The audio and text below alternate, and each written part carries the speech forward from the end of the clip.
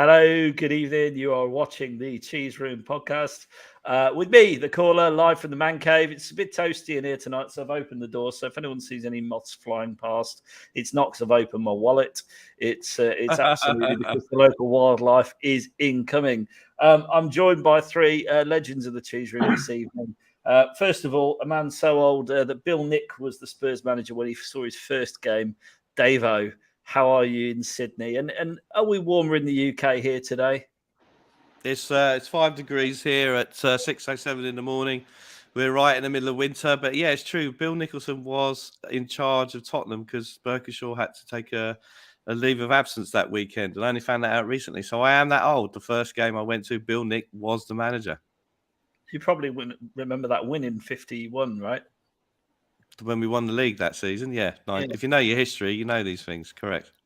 Oh, I see. It's a gag. That gag's gone right over my head. Sorry. Actually, he wasn't manager in 51. Arthur Rowe was. But again, I know my history. Should we move on? I think you need to move on. Sounds like you've had an extra coffee this morning. Next up, a man looking forward to the next season. I'm very excited to see who his server will be in the Tunnel Club. It's wearing his trademark Hawaiian shirt, Mr. Diver. How are you, sir? Everyone's favourite accountant. If there is such I wouldn't say favourite. I'm not the favourite today. I've had a few Barneys today, but a bit over. I'm good. Back from Malta, had a good holiday. My niece has bankrupted me. Amazing how many milkshakes a 13-year-old and 16-year-old can consume in a day. It's a lot. But yeah, I'm good. Happy days. Oh, good.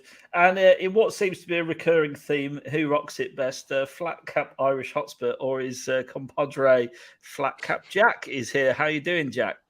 I think this is the first time I've actually worn the flat cap now in the Cheese Room, so that people can finally rest and, be at ease. And then I must say, Stevie, you're probably thankful that I wasn't your son either, because I used to make myself almost a milkshake every single night when I was during that kind of age. So it seems like it's just a theme, the milkshake. You just can't get rid of it. It's an addiction. There you go. I've just seen a late addition to the show. I nearly said a late addiction to the show. I'm not sure if you can. Or he's frozen. He looks like he's a bit frozen. HG is here. We'll add him in when he gets his tech sorted. So there you go. Good evening to our channel members. I can see tons of you in the chat already. Kerry, Paul, shout out. We can see you.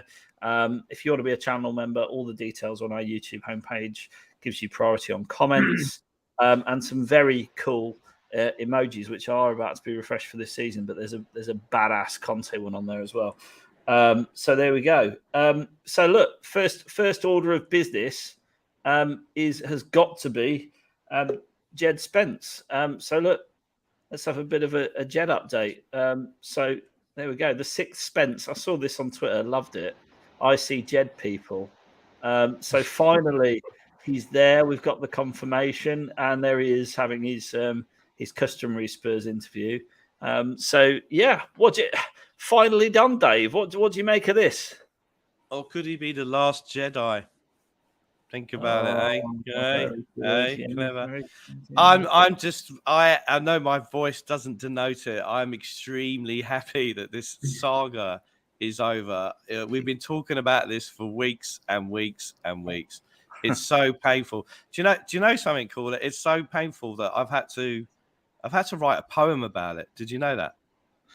I didn't know that. Are you going to go rogue here, Davo? I better bring you back to full screen for this. If it's a work, yeah. Tell us your poem.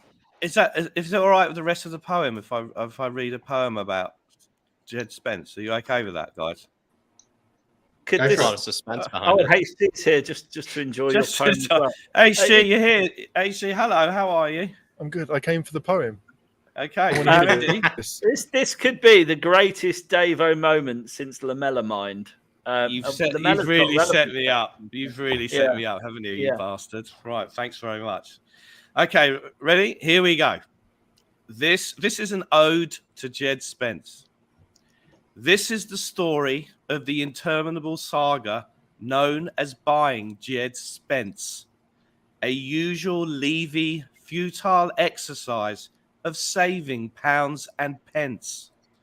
Negotiations began back when the Beatles were still together. It was even before Paul McCartney married the lovely Heather. Indeed, the borough were expecting a convivial conversation with Mr. Paratici. Instead, they were stuck with the king of the add-on, Daniel Levy. Decades, centuries went by. On here, it was discussed to death and how. To break the tedium, we had to resort to dodgy content, such as Sacred Cow. At last, the deal is done.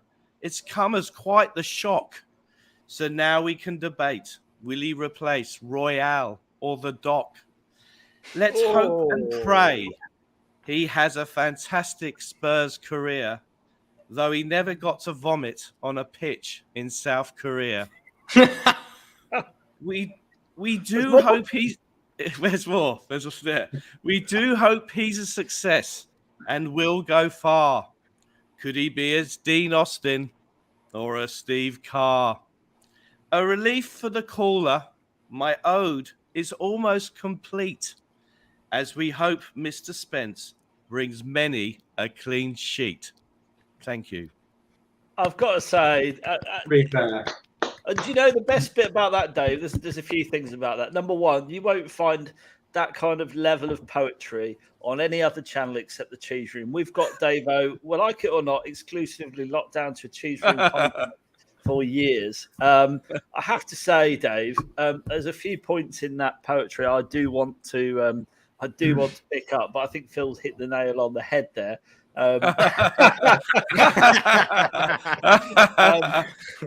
Yeah, I mean, look, let's get into Spence. Well done, Dave. That was very good.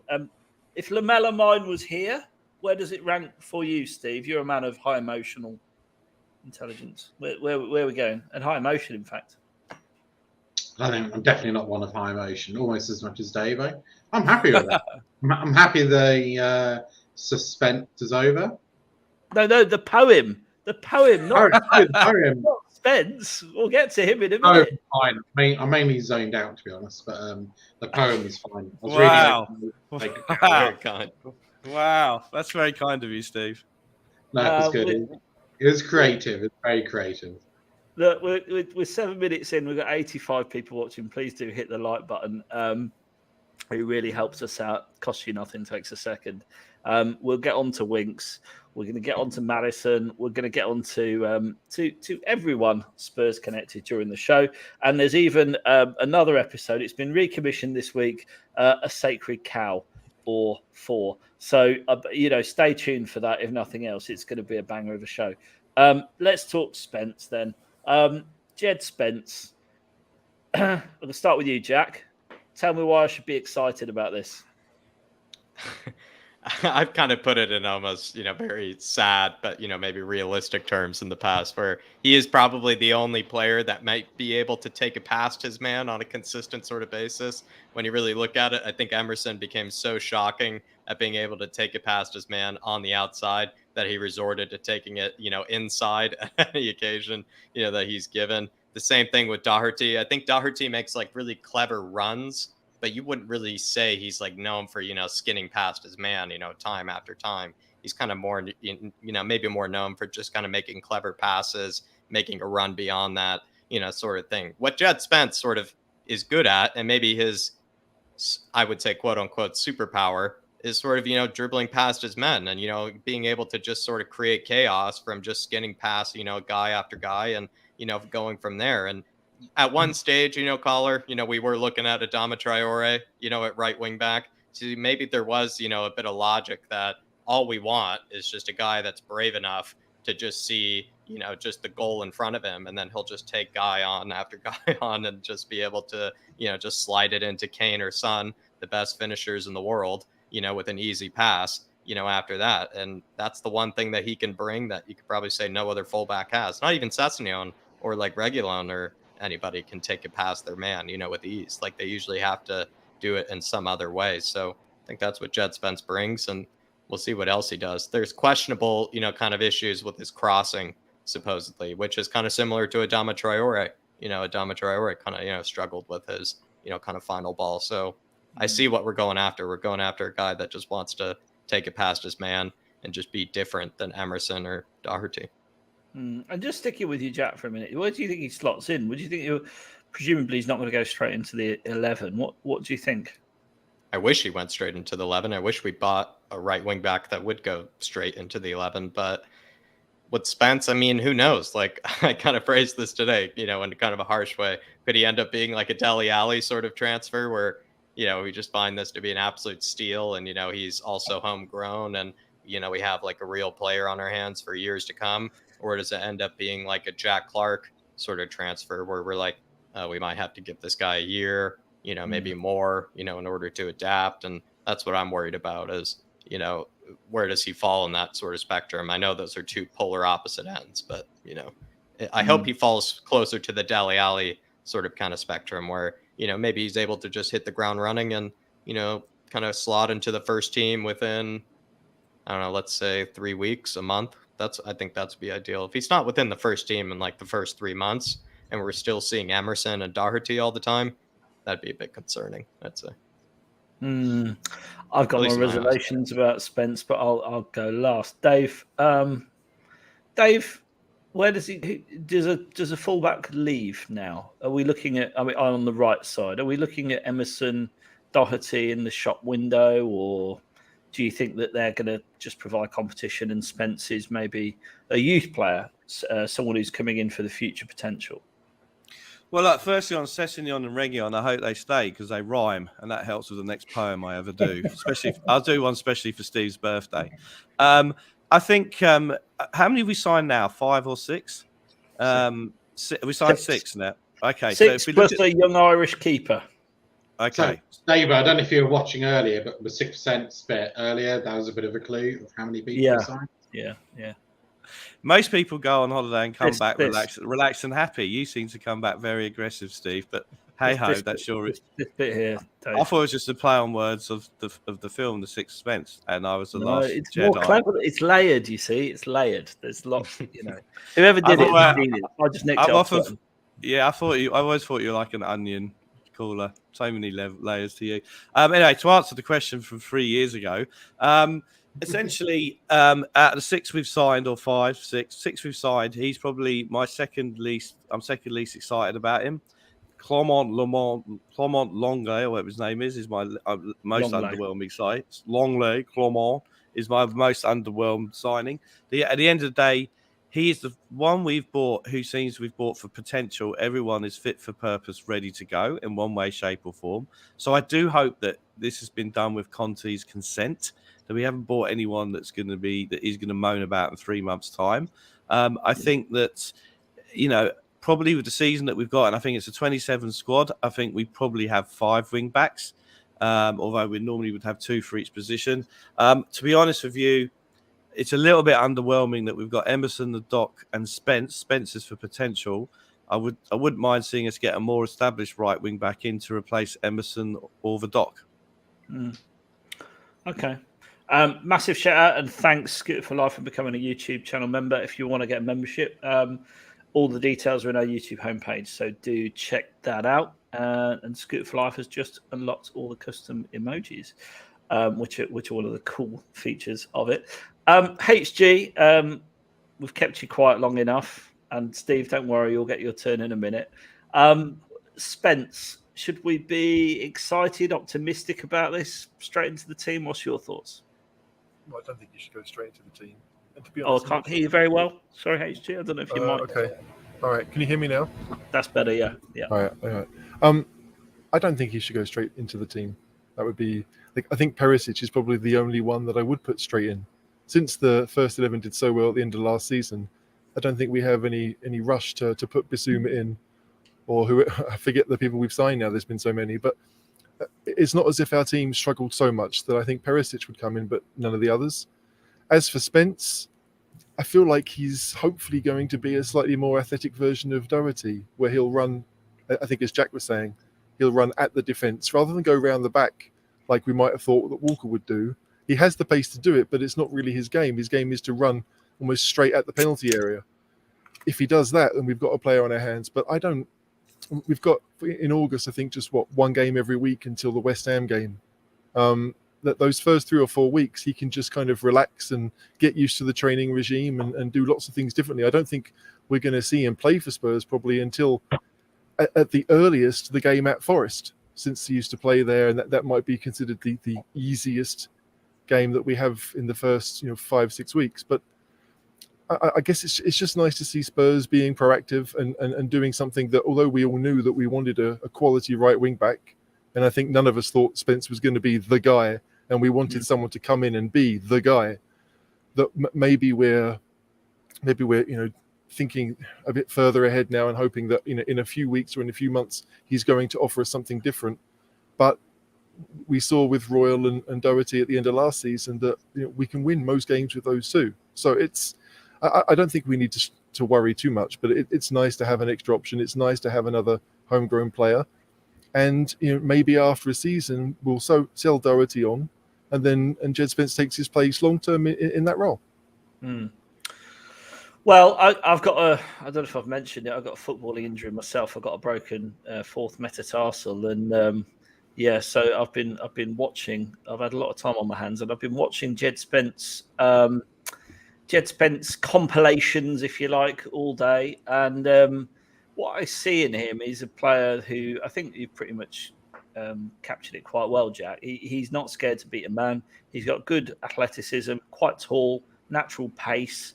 But his end product is pretty suspect. And it seems like that's his only skill. Maybe that's his only superpower. Maybe. 4 assists, 2 goals, season just gone in the Championship. Steve, as excited as you get, are you excited about this one? Mid-level. He's the type of player who kind of does my head in with the fan base, because it's splitting a fan base. You've got a few of us in the middle who are, pretty reasonable and can see he's potentially a good prospect, not the finished article. And I hate to agree with Davo, but probably we need a more experienced right wing back in front of him, ahead of him in the picking order. But if you go on Twitter, which is accessible as we all know, he's either the worst signing I've ever made and he's trash. Why should we have 5 players like this? Or, as you said, Caller, he's the next Cafu. He's going to be the best striker and back in the world. And I think it just puts pressure on players. And I hate it when we buy this type of player. We have all we've done is we've bought a very good prospect who we hope will do well. We've got a good price for him. 12.5 million is peanuts. So if he doesn't work out, we'll sell him for 5-6 million in a couple of years. He's homegrown. He's got English league experience. So I think it's a good signing. My only worry is, as Davo perfectly said, may I say, who plays in front of him? Because at the moment, Doherty and Emerson, they're not bad players, but they're not good enough for us to challenge for the league. So if we sign, long story short, if we sign a top class, like a Perisic level right wing back, then I will be over the moon with signing him. But if he's our only right wing back addition, no fault of his, I'll be a little bit deflated. I mean, yeah. And what's the consensus in the room? Do we sell a wing back here? It's just a quick yes, no, really, and a comment. Davo, do you think we're going to be selling Emerson or Doherty this season? I'd like us to sell Emerson. I've got a feeling we're going to keep all 3. We'll have 3 right wing backs for the season. Yeah. HG? Because obviously Doherty can play on the left as well. Yeah, I mean, on the right-hand side, I think they'll all say, I think Reguilon's the one that's going to go. They'll have Perisic and Sessegnon down the left, Emerson and Spence down the right, and Doherty, weirdly enough, who's probably the best of the ones going down the right, but will be the switch hitter type thing. It's I think that should be more than enough for the season, certainly for the first half of the season anyway. Yeah. Chap? Yeah, sell Emerson if you get 20 million. If someone throws 20 million at you, sell Emerson. But I don't see that happening. I think we're keeping all 3, like said before, and Doherty sort of plays utility, plays left wing back and right wing back. Finally, Steve? I mean, if only Conte had given us some kind of hint of which wing backs he was going to keep in the team, like, maybe not taking one career. I think it's pretty clear who's going to go if we get an offer. But I don't think any of our right wing backs will go, or either of our right wing backs will go. Can I just quickly say, caller, I've noticed that Emerson has gotten probably the majority of the camera time of all of the Spurs, kind of training videos to behind the scenes, whatever. Is that his attempt at trying to not be sold? Because he's being in all of the, camera time. You can't sell a guy that's in 70% of the shots. Well, Doherty's there as well a lot. I mean, I've seen Doherty seems to be like besties with Harry Kane at the moment. I mean, there was him, Dyer, and Kane in a bed like the other day doing a bit of a. Mind you, that afternoon, didn't they? I missed that, Steve. Sorry. There's a Korean guessing game where Kane completely destroyed Doherty. Yeah, and then there was a comment at what he was going at. There was a great view of him, going out onto the pitch, and they're like another session. Doherty, and he's like, crack on. But he has been in a lot of the media. So, I do think that there's probably a lot to said with Jed Spence being a Premier League rookie to hang on to that experience. And hopefully, with 3 right backs, 2 left wing backs, 3 with Redcar, you'd like to think we're fully stocked. But the final word... The question to me is, we play Chelsea away second game.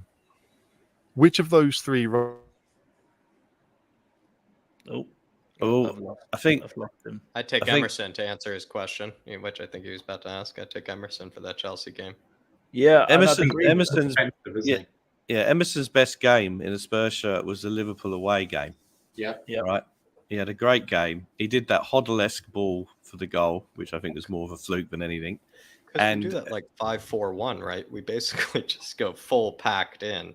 Yeah. And when you have someone like Emerson out there that's just going to be a pest, essentially out there, and just not really let that winger or whoever's out there really get any sort of time on the ball whatsoever. And I notice he sort of plays like a Harry Winks in the fact that he sort of, whenever he receives the ball, he doesn't actually lose the ball, Emerson, ever. He does a great job at retaining it.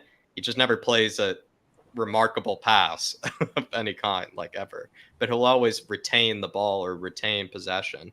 And so when you're trying to play the Chelseas of the world, the Liverpools of the world, the Man Cities of the world, Emerson sort of does come in handy. Yeah. HG, I think we finished the point for you. I think you did, yeah. No, but it's just because it's before the end of the window.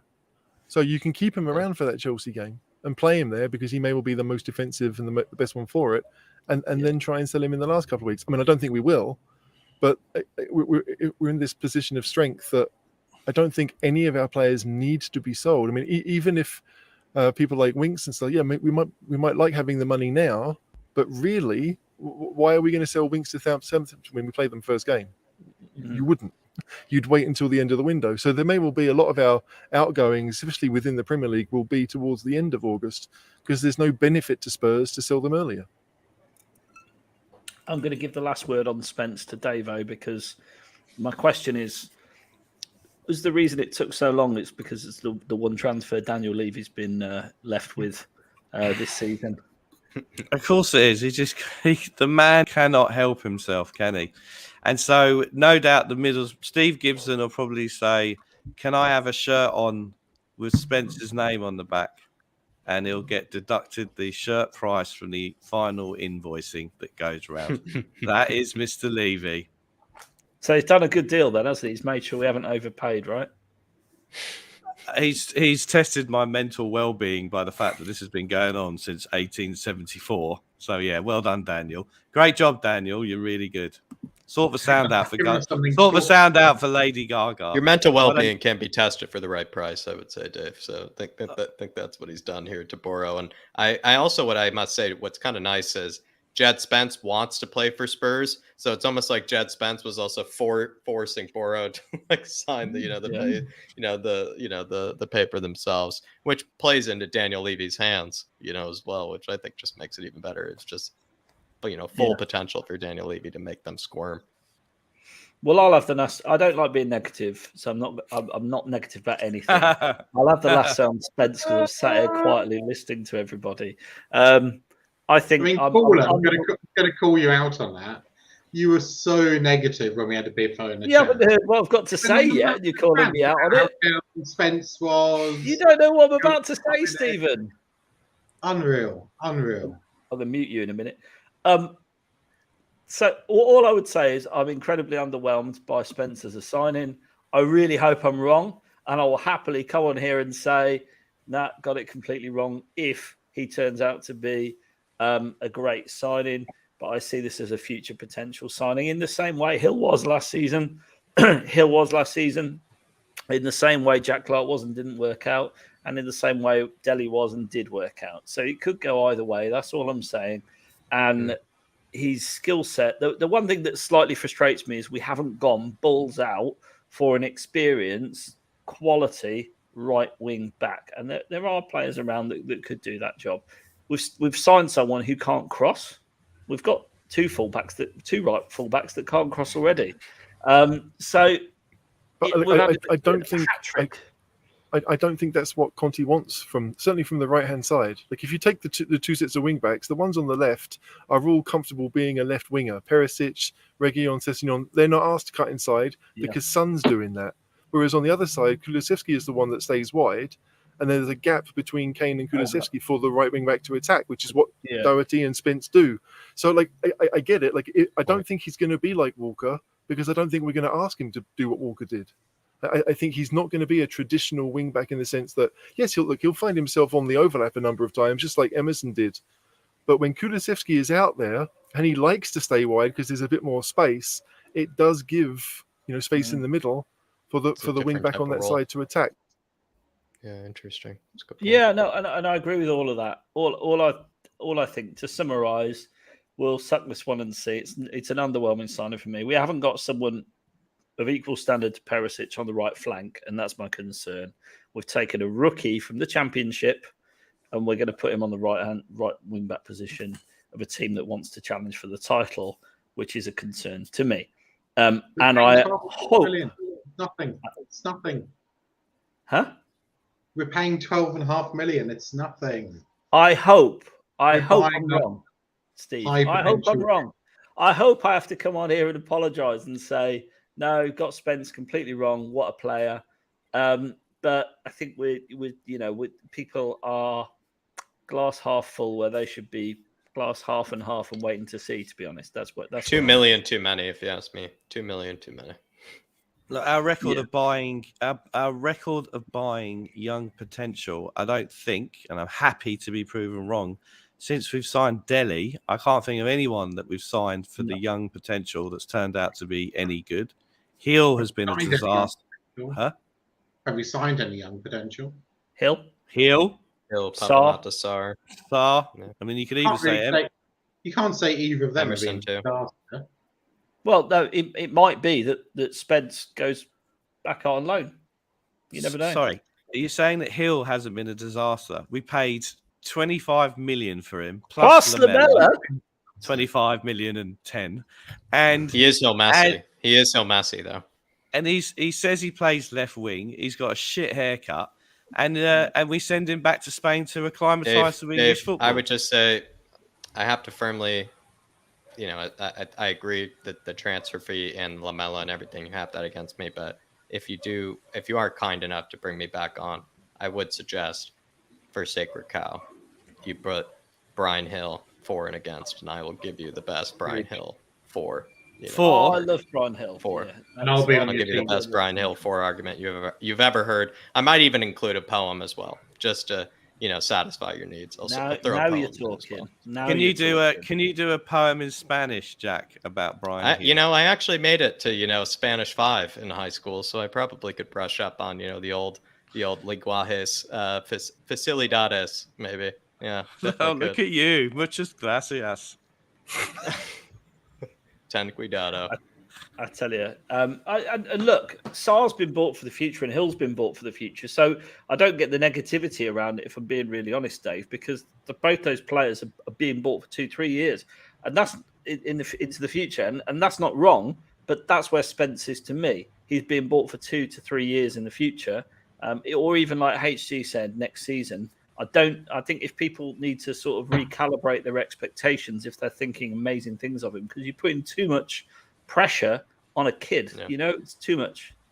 So all I'm saying is where we've bought for the future in recent years, the future hasn't looked that bright, and they haven't been very good. So we shall see.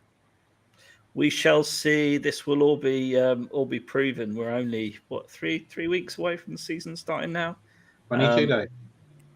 Sorry, 22 days, I think. 22 days. Happy days. You'll be back in that tunnel club before you know it, Steve. I know who my server is, right? How are you going not being in a tunnel club at the moment? Is it like when you're released from Shawshank, you're not really acclimatizing to real life? How's it going for you? Well, it's going well because we went a couple of weeks ago to Guns N' Roses. So we did. Yeah. If we haven't told you about that, we could do a show just on that. But the problem is we'd get halfway through the night and then forget everything else that happened.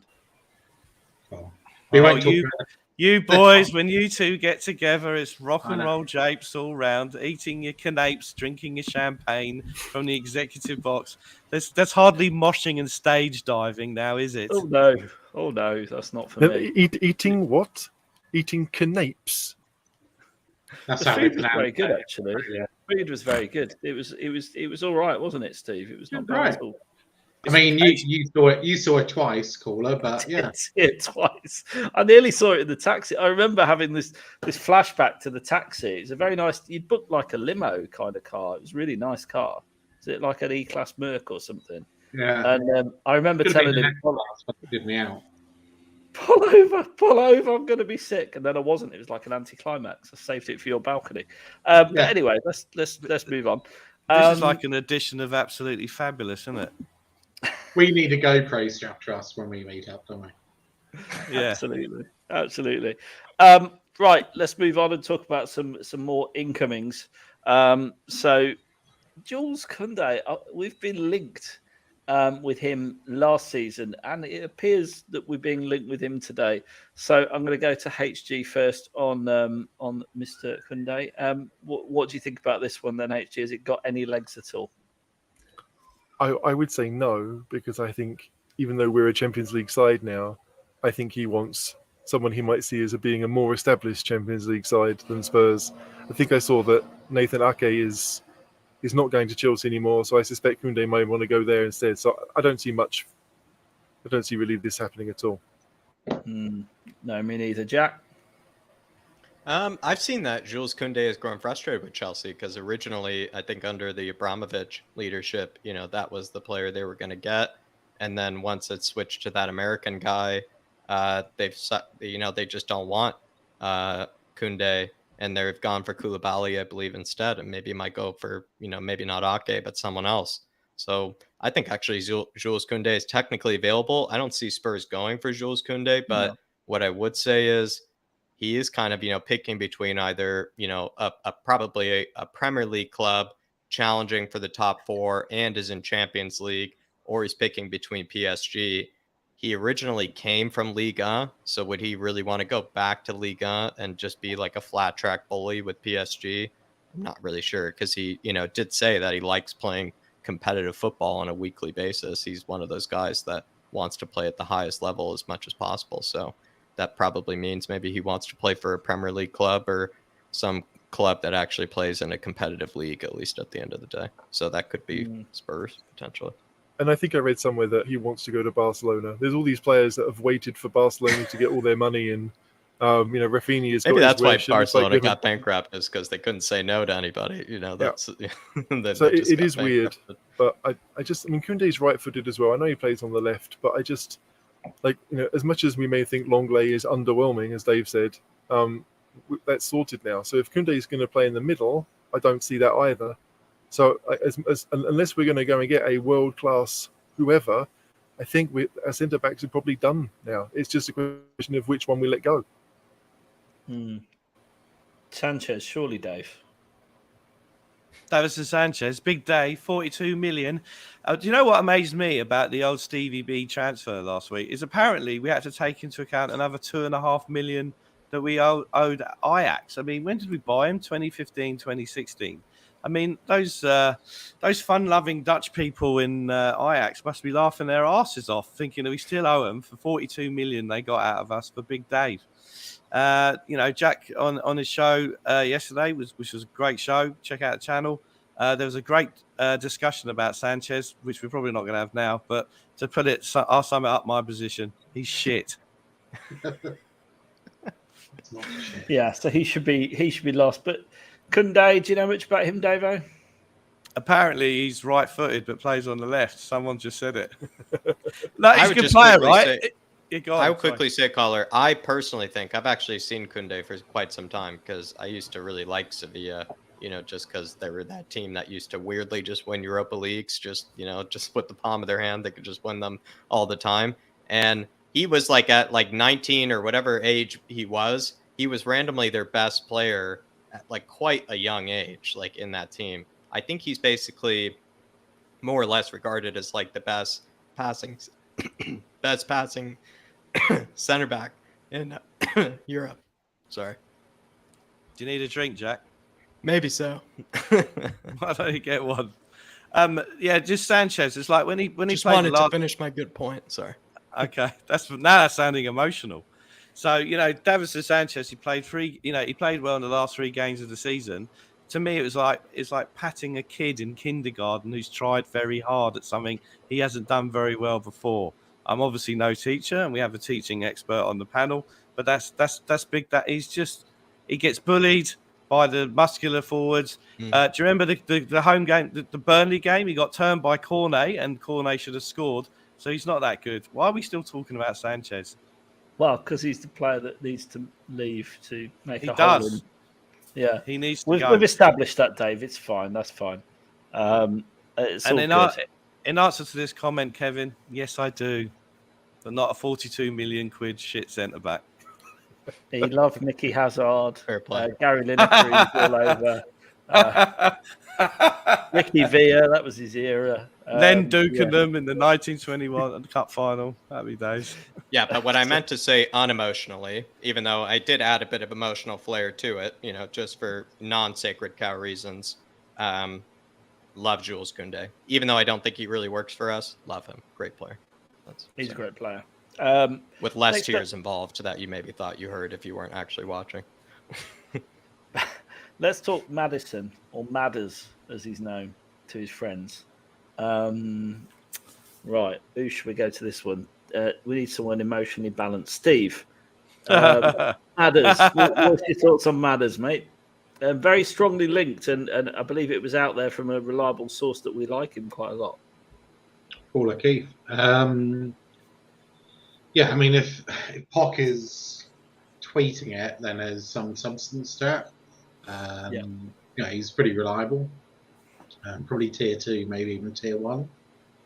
What tier are you? Tier 9. Is that your tiering system of reliability? It was. Yeah. I love it. Yeah. You're tier 8, by the way, David. So I think he's probably the type of player we need. Again, homegrown. Sorry, HG. Decent player. Is he? I'm struggling because I just don't like him as a person. Leicester player of the season, by the way. Leicester's player of the year. He's a good player. And he played well against us. He always plays well against us. He's a good player, and I think he could be a good player for us. I don't think he'd necessarily start every game, but I think he'd be a good rotation player, which is what we need.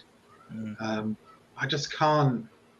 When they played against us in the league, and he came and he had this silly little kind of glitter backpack that looked just. I just can't. I can't have any of our players ending up with a glittery, shiny, shimmery, multicoloured backpack.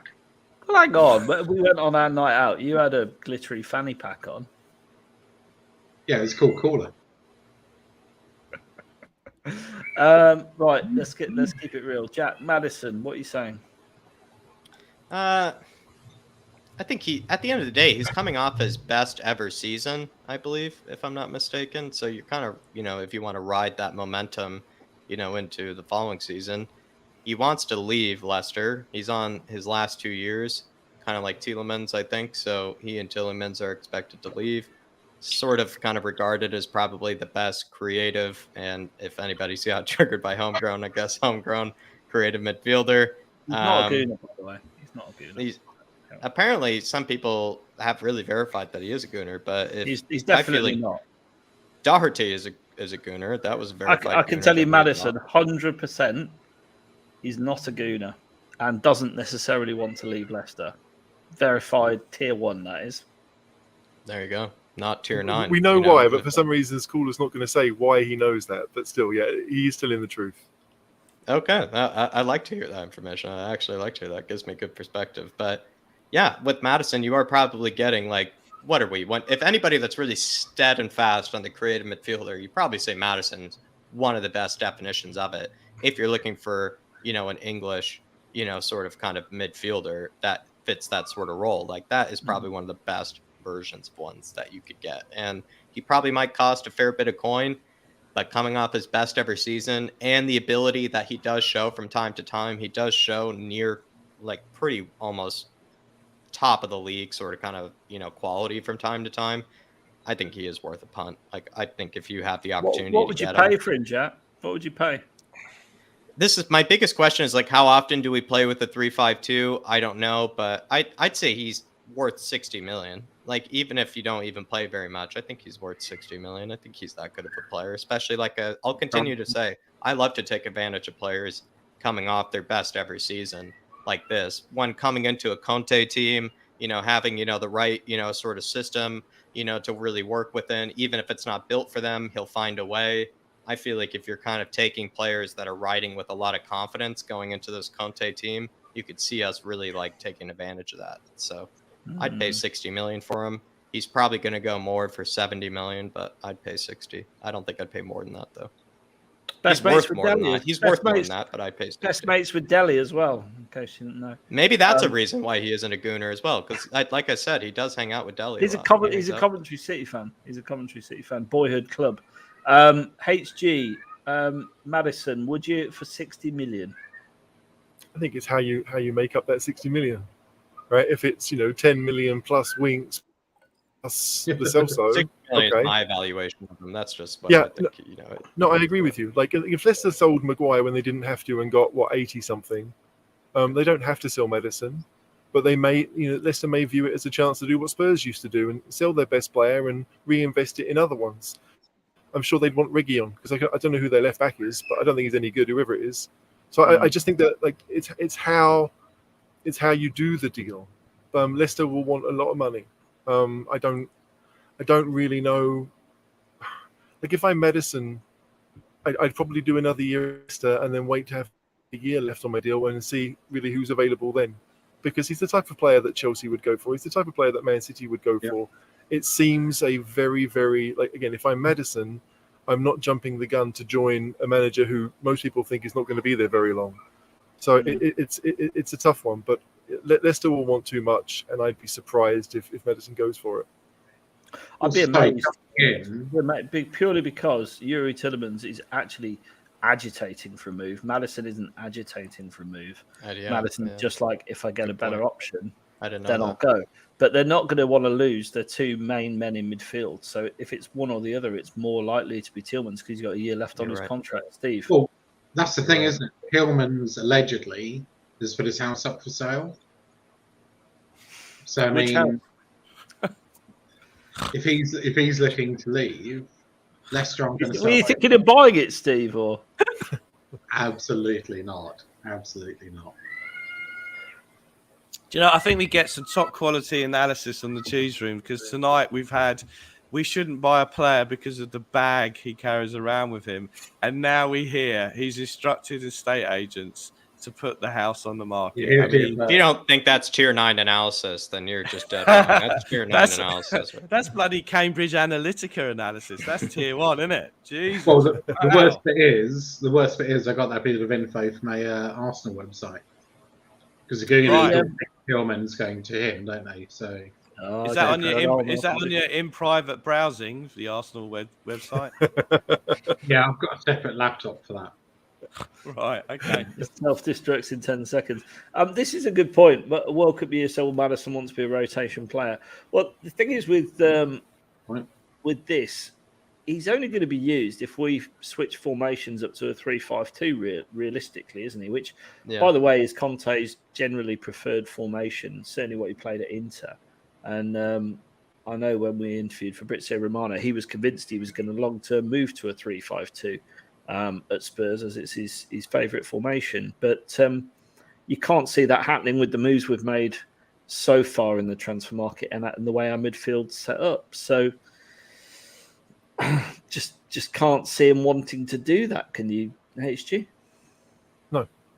I mean, I said it before, but no. Madison's he's well set. He earns a fortune. He's not desperate for a move. Tielemans is. There's really no reason for Leicester or Madison or even Spurs. Spurs may want him, but I don't see it. No, agreed. The one thing I can honestly say is I think he's less of a knob than he looks. There you go. Well, that's hardly difficult because he looks a massive knob. I mean, like, to actually be less of a knob, that should be achievable. I think he's one of those players who is a bit like Richarlison. I remember last season, Shan was loving Richarlison being stamped on or taken out by Romero, absolutely loving it. Now she's ordered a Richarlison shirt, probably. So it's one of those players, surely, that when he's on your side, you want him. When he's against you, you think he's a knob. But yeah, Maddison, I would absolutely take him. I'd take Tielemans probably ahead of Maddison, to be honest. But He'd probably have an easier time playing in a pivot, if you wanted him to be able to play the 3-4-3, Tielemans be able to do it, whereas Maddison wouldn't. Yeah, but you make that thing about if he's on the other side, he's a bit of a knob. But if you look at Eric Lamela, the other supporters all thought he was a knob, and me and HG thought he was shit. So that doesn't quite work, that equation. I was saving this right for later in the show. That's just a little hors d'oeuvre. And make sure your Wi-Fi is working because we're going to do a bit of Lamela later. All right. Well, yeah, we are. We're going to get through the rest of these transfer rumours first. He works so hard off the ball. Sorry, carry on. Ian Wright said the Goons should be jealous of Spurs' transfer business. What do you think of that, Jack? Do you think that's fair? I think because we bought established players, I think that's the huge point that you have to say. Like, what is Arsenal's huge problem that they ran into when they were trying to challenge for top four? They didn't really have real experience or like real established players that have been there and done that and been able to, kind of get over the line before. And they've continued this most recent window to buy players that, have actually not been there, have not done that, and are still kind of sort of, unfinished products that, have a lot of, kind of culturing and a lot of sort of kind of cuddling and whatever the Lego man does, over at that, football club. And that's, I think, the big problem. If they had bought the Perisic's, the Basumas of the world, these guys that have been there and have been around, to show that they are real top quality, I'd probably be scared. If they're buying a bunch of guys that have really high potential on FIFA, and as much as I love that, it's not really that intimidating because none of them have really proven themselves at all in the Premier League. And their biggest problem last season, I don't know if anybody wants to disagree with me here, was they had a bunch of players that actually haven't really proven themselves yet in the Premier League when it comes to finishing in the top four or really achieving anything of any worth. And that's where I think they're running into, whereas Spurs seem to be prioritizing buying either Premier League proven players that have shown that they can do it, in the Premier League, whether for good teams or for bad teams, or they're buying players that have, been proven across multiple clubs, across multiple leagues, etc. And so it's just two different transfer policies you can clearly see.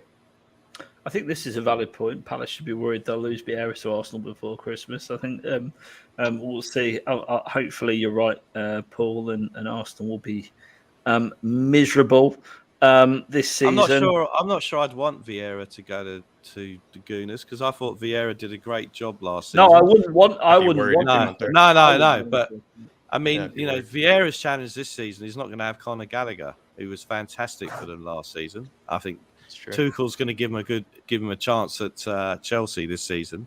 So that's his challenge there, and we'll see how we go. But I want Arteta to sign another contract for another 5 years. Do you? When's the All or Nothing out about the Goons? Is it out that's yet? soon, isn't it? Is it like next I week? thought it was Second of August, like August. early August. It's annoying at a very It's a annoying week time. before Like the they're- season starts normally, if I remember rightly. It was for us anyway. And can the first person tell us which episode is our game? Is it episode 7? I don't want to watch that. That's all. I would imagine if it's 10 episodes, it'll be like 9, won't it? Because the last one of ours was just like the post-season barbecue with Levy presenting watches to departing players. I know you really watched that one and enjoyed it, Dave. I'm amazed you remember that so well, Caller. I would have no idea what was at the end of that show.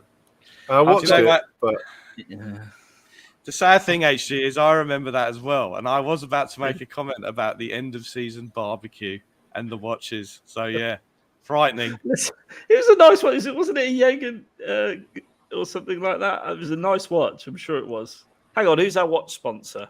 Someone will tell me in the comments in a minute. It was whoever else. Steve, you must know. You've probably got one. Who's our watch sponsor?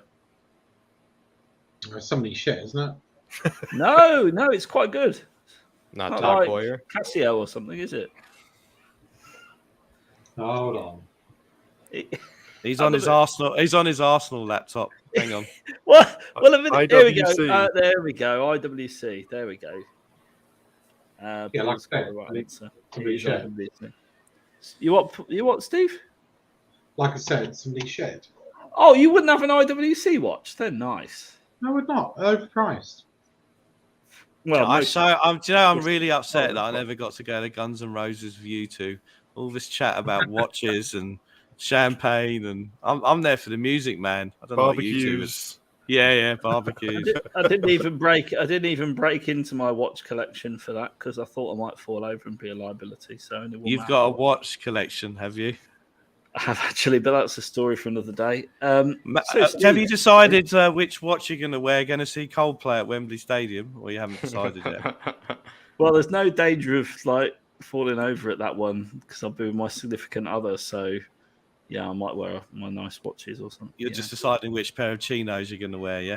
It probably will be chinos and a shirt similar to the one Steve's wearing, maybe because he's got me into them a little bit. Spending all that time, he did rub off on me a little bit. I'll probably wear something nice like a Rolex or a tag. But anyway, moving on. Let's talk about the impact of turning middle class. King Model, it's always been middle class.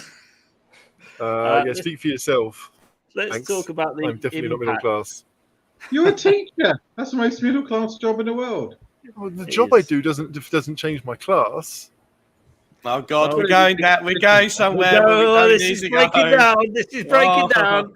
I'm bringing up the graphic quick. I'm bringing Maybe Distract with the graphic. Distract. Yeah, let's just bring this up. So, Dave, do you want to talk us through this? So, this is our obviously Spence isn't on there yet, but World Cup coming up, isn't there? Yeah, look, I think it's just a question around what we think the impact of the World Cup is going to be on our season and on our squad. So, for example, I think Liverpool have got a massive advantage this year because Salah is not at the World Cup. And if you remember, I felt post-African Cup of Nations, his form kind of dipped off second half of the season. He had a great season, but it definitely dipped. And I think if you look through here, if we go through this here, you can have a few different categories, right? Because you look at the goalies. I mean, I think France will go deep into the tournament. We think at this stage. So Lloris is going to be there, and then the other three we don't even need to worry about that. I don't think Forster will make the England squad. And then if you look, yeah, I mean, Sessegnon won't be in the England squad. I don't think. I think I think Dyer should be in the England squad if we're gonna be purist about it. But at the end of the day, I don't think. I hope he doesn't make it because I want him to play. Don't want him to play. Royale, is he in the Brazilian squad? Can I just say, just admire the beauty of the graphic and ignore the fact that goalkeeper is 2 words, and there might be there's Sessin Long looks someone was drunk when they did it, but just enjoy it for what it is. Yeah, but we thank the person for doing it because it took up their time and they're in a busy schedule. Yeah. So anyway, Ben Davis, well, he won't be there long because he's Welsh. So that won't last very long with it now. Oh, I've upset everyone. Romero. Isn't the same true for England, then? England? They won't be there very long either. Yeah, we will. We've got Wales, the States, and Iran. No offense, Jack, but I think we'll get through that group. Romero. All your worst enemies all against you in one group. Argentina, I think they could go deep. Sanchez. Is Colombia at the World Cup? Well, No, they're not. He'll be well rested. We better sell him now. And then who else we got? Longley. Longley was taken off at the Euros at half time last year. Is he still in the squad? I don't know how many of our players will actually be going. Like Lloris and Kane, obviously, will. Richarlison will. Son will. Outside of that, Højbjerg. Do we have a problem? I've said this before, though. Do we have a problem that let's just point out the players that are actually major players I think we have an issue with having a lot of players that are the best players for their national teams. So Son is the best player for his national team. Kane is the best player for his national team. At the end of the day, Højbjerg is easily one of the best players for his national team for Denmark. I think there's another one. Perisic is still one of the best players for his national team. Did Sweden make it? I think they did. No, they didn't. That's a blessing. Richarlison is a starter in the national team. I think there's another one that I might be. Bentancur is one of the best players in his national team. And I think Jack, the other question, Jack, it's a great. But we have a lot of players that are like considered the best players and like start like the main guys in their national team. But it's a great point that you've made, but we'll also the extension of that is which of these players and the teams are going to go deep into the tournament, because if you got them knocked out in the after the group stage or knocked out even at the next stage, there's still a few weeks rest before we go again. Yeah, right. I think it's only an issue if they make it to like the semifinals or something like that. That's only when they're probably playing a bit too much. And the season that we got to the Champions League final, our league form really tailed off in after January, because we had 13 players involved, squad or otherwise, in the semi-finals of the World Cup that year. And I think we really suffered for it because, of course, Levy didn't buy anyone in the transfer window after that. Steve, just saying. The year was 2047. That's a good point, Dave. Still saying this. The year was 2018, not that long ago, Steve. You're probably on holiday then. Wow, there you go. So I think the summary is, I don't think on the face of it there's going to be a massive. We could definitely put out a team post the World Cup of players who haven't been who've got some rest in, and that's good. As long as we don't get taken on some stupid tour somewhere of those players who are not involved, and we have a bit of rest for them, we've got a chance. But I think Liverpool, Salah, they've got a really good chance. And Haaland, Norway at the World Cup. No. Oh, well, there you go. So a lot of this season is going to be about who is going to be at the World Cup and who's not, and there's advantages of that. It's my summary, stating the bleeding obvious. Thanks very much. I mean, that's a hell of a summary. Thanks very much for that, Dave. It must have taken you ages to think that up. 333 people watching, only 104 likes, so please do smash that like button. It means the world to us.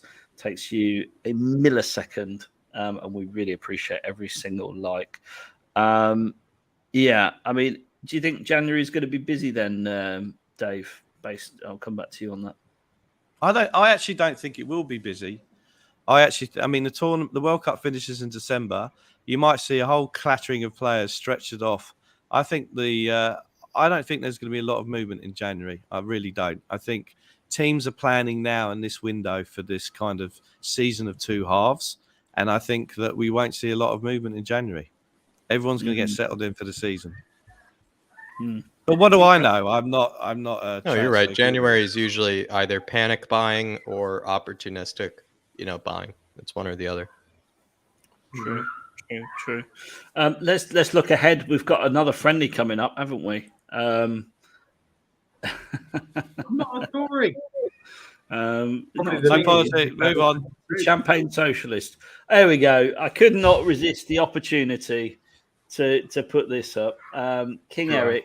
So obviously we're playing Sevilla tomorrow. I left many friends at Spurs, and it will be a very special game for me. So there you go, Dave. No, actually, you've spoken enough lately, Jack. Yeah. Where were you at with the Lamella? I don't think you had that on. We had you on around that time when Lamella was leaving or playing for us. So where are you at with Lamella? I loved him, just for the record. Probably one of the greatest, excuse my language, shithouses maybe Spurs have ever had in my memory, I might say. You know, probably not actually that great of a footballer for us, but one of the greatest shithousers we've ever had. He scored 2 Rabonas. That is fair, actually. Probably has one of the greatest compilation reels of any footballer. But when you really look at how many minutes he played for Spurs over the near close to a decade that he feels like he was at the club, you know, it was quite shocking. I think even the season that we liked him under that Jose season before he left, I looked at how many minutes he had played. I think it was 790 minutes or something like that he had played in the Premier League. And Brian Hill at one stage looked like before he brought in, you know, Antonio Conte was going to play more minutes, you know, if Nuno was still in charge and we would have been sent into relegation. But I don't know. With him, I really liked Lamella. I love shithouses. I love shithousers. But that's all I really see him as at the end of the day. That's what he really brought to the team. We needed that at times, especially when times were bad. You need a guy like that in the team that will just do anything, you know, for the club and fight anything for the club to just get it over the line. But that's at the end of the day what he brought to me. And I think even Jan Vertonghen, I think, tweeted or something once he left the club that finally we can stop wearing shin pads at training. So that's really all you have to think about with Lamella. Yeah. Oh, go on, HG. You're going to be pleased to see him one more time. Go on, HG. Come on. Well, Eric Lamella is code for not good enough. That's it. Like brilliant if he doesn't have. He's brilliant if he doesn't have the football at his feet. I mean, that's the type of footballer he was. If you didn't give him the ball, your team did well. No, rubbish, absolute rubbish. 8 years, wages wasted. He's probably happiest to see the physios more than anyone else. No one else really knows who he is. So it's nice to see him fully fit at pre-season, though. The physio's better than his teammates that he's talking about. Continuing that tradition of being fit in pre-season. He'll get injured in like middle of September. You won't see him again until February. But yeah, it's nice to see you, Eric. Thanks a lot. He did also as someone's very well put here, Daniel Harrison, 2 Rabonas and putting Wilshere in place. You've got to love that, surely. Steve, stop surfing your Arsenal laptop. I was trying to remember who Wilshere was because he hasn't played for a while. Yeah, I mean... Yeah, when Stevie hears Wilshere, he thinks Beverly Wilshere. That's about it. I don't know who Beverly Wilshere is. I don't know who Beverly Wilshere is. Don't worry about it. Go on. That's going to be a Google. That's his next Google. Yeah, I mean, Lamella wasn't great. He wasn't as bad as most people seem to think he was, but yeah, he was injury prone. Did some nice stuff, ran about a bit. Harry Redknapp probably would have liked him. He would have told him to run about the pitch like he did Pablo Kenga, but yeah, he didn't offer us that much today. His stats were pretty poor. No, and we know you're a man of stats, right? Yeah. Well, apparently you, because the only reason you don't like Spence is because of his goals and assists. No, I've defined why I don't. You see, this is where you go wrong. Like, this is where everyone goes wrong. I don't dislike Spence. I hope he's a success. I just see the flaws in things. I don't. He spent an hour today in mass bit going on about I was being wound up, wasn't I, by you? But there we go. It was good. Did you all catch the 6-3 win against the K-League 11? Did you all see that? Dave, I know your answer. You've seen the goals. Jack, did you get a chance to watch? I did see the entirety of the game. Yes. What do you want to know? Well, I was just Steve. Did you see it? Sorry, I was googling Beverly Wilshere. Oh, fucking hell! Did you see it? I would say just quickly, pretty atrocious defensive display, from Spurs, but pretty impressive, going forward. At least we looked very impressive going forward, but defensively quite atrocious. Yeah. It was like a basketball game. It was just up and down. It really was. Up and down. And I don't think you could read much into it. There's a few people losing their minds on Twitter, as they normally do, about our defending. But the one thing's quite clear: Sanchez shouldn't be near the left side of the defence, Dave. Can we just go back to Lamela a minute? Because what I think would be great is that Lamela does a Rabona in the warm-up with his teammates, and then he gets injured in the warm-up and he's stretchered off around front of the Tottenham fans who all cheer him and go, "Oh, Eric, you're the best." That would be quintessential Lamela in my book. But anyway, Sanchez, apparently looked dodgy against the K-League All-Stars. And there's a meltdown on Twitter, Telex and Facts. I mean, what can you read in a pre-season friendly? I think Ollie Skip did a really good cross-field pass against the MK Dons last year, and everyone went, "This is it. He's on his way." Which, admittedly, he did have a good season. You've kind of completely undermined your point there, Dave. But thanks for that. But look, Sanchez, he had a bad game against the K-League. Apparently, he wasn't carrying a good enough man bag for Steve's liking, so he's definitely got to go.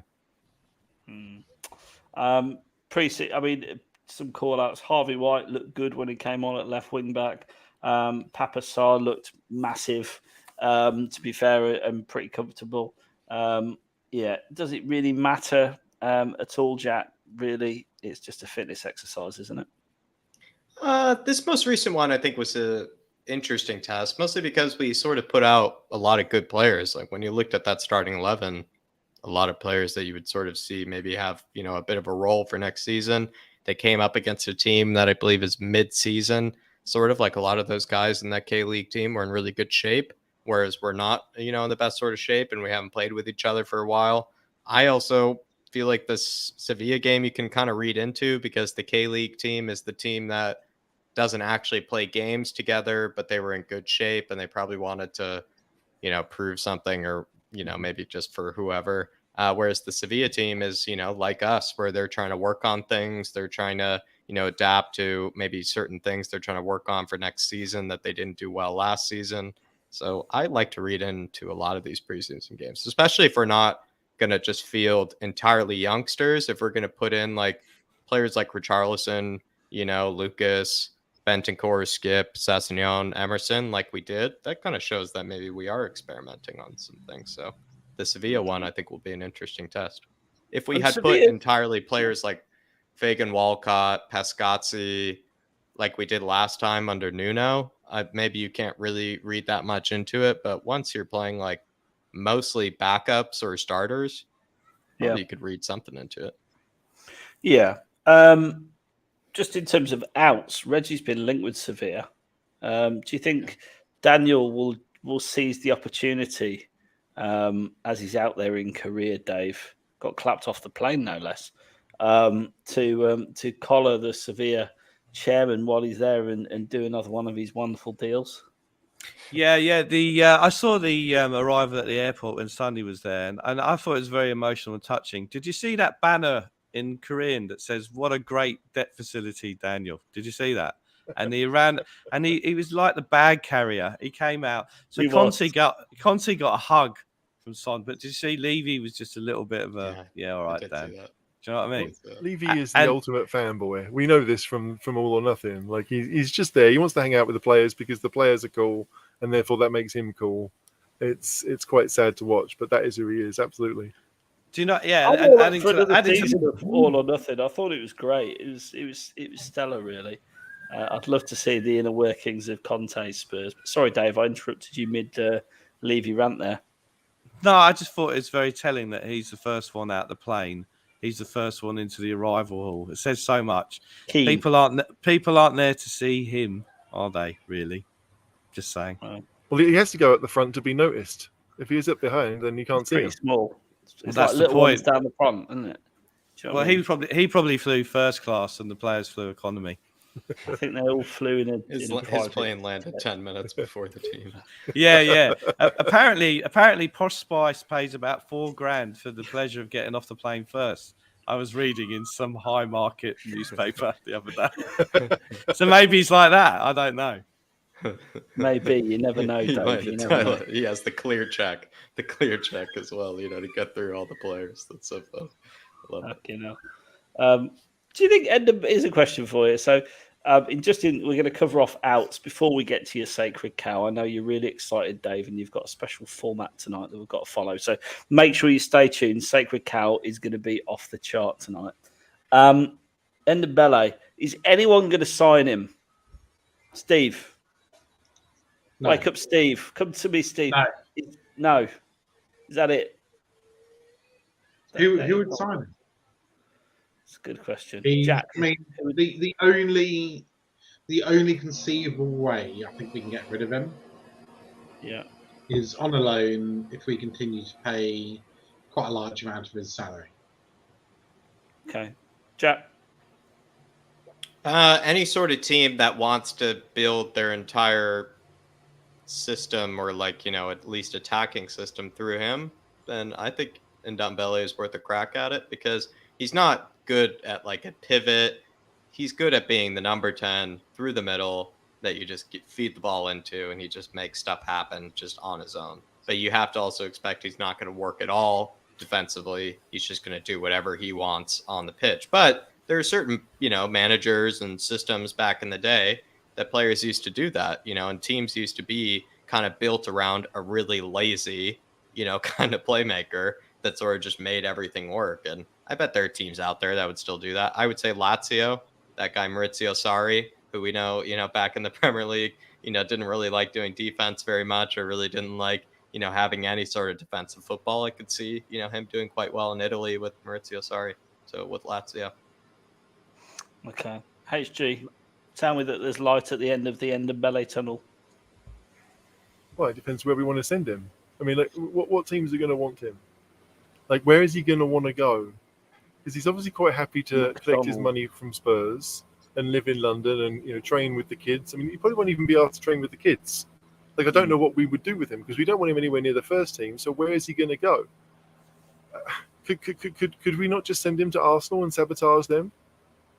It's just a clusterfuck of biblical proportions, to be honest. Harry Winks, apparently Mr. Muir mentioned on the pod this week, Palace definitely have an interest in him. There seems to be a few clubs with interest. Palace, Leicester, I'm sure there was another one. Brighton, Southampton. No one seems to be putting the money down. I mean, are we asking for too much? They did their due diligence, so we've heard. Yeah. Like Frank Lampard. Harold will be on his way. He's the 5th choice now. He possibly was 6th choice central midfielder. He's on his way. He's below Sarr. Yeah, he's below Jonathan Blondell. I think that he'll be on his way, and then we'll have to do a whole tribute show as hosted by the caller. Be beautiful. No, I don't think I can do it.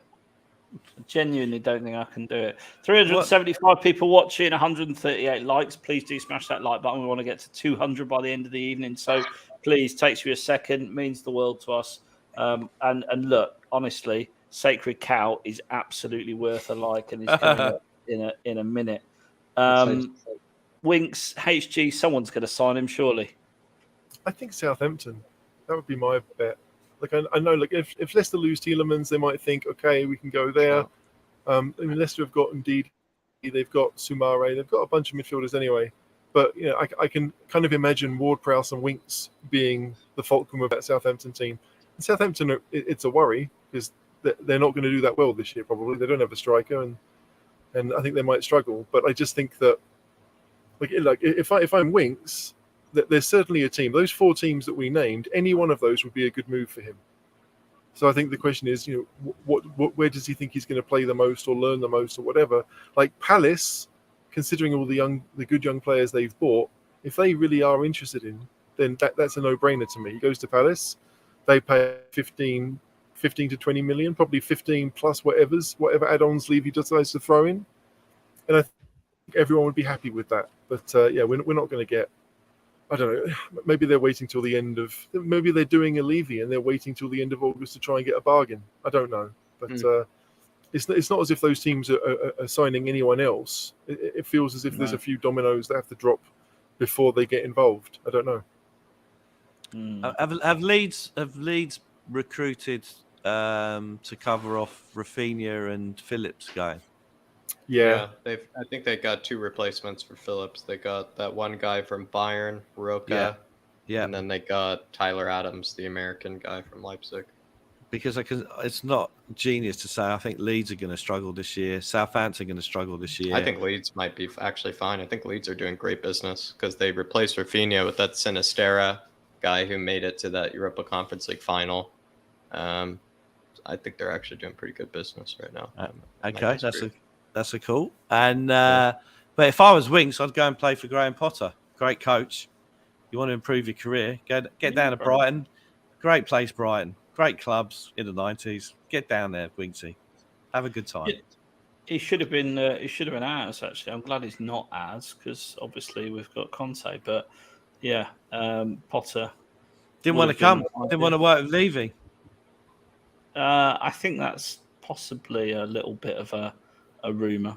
Just out of interest, what do you guys think about the fitness regimes that Gia Camperano, the Marine Ventroni, is putting the players through at the moment? So, do you know his 3 mottos, HG?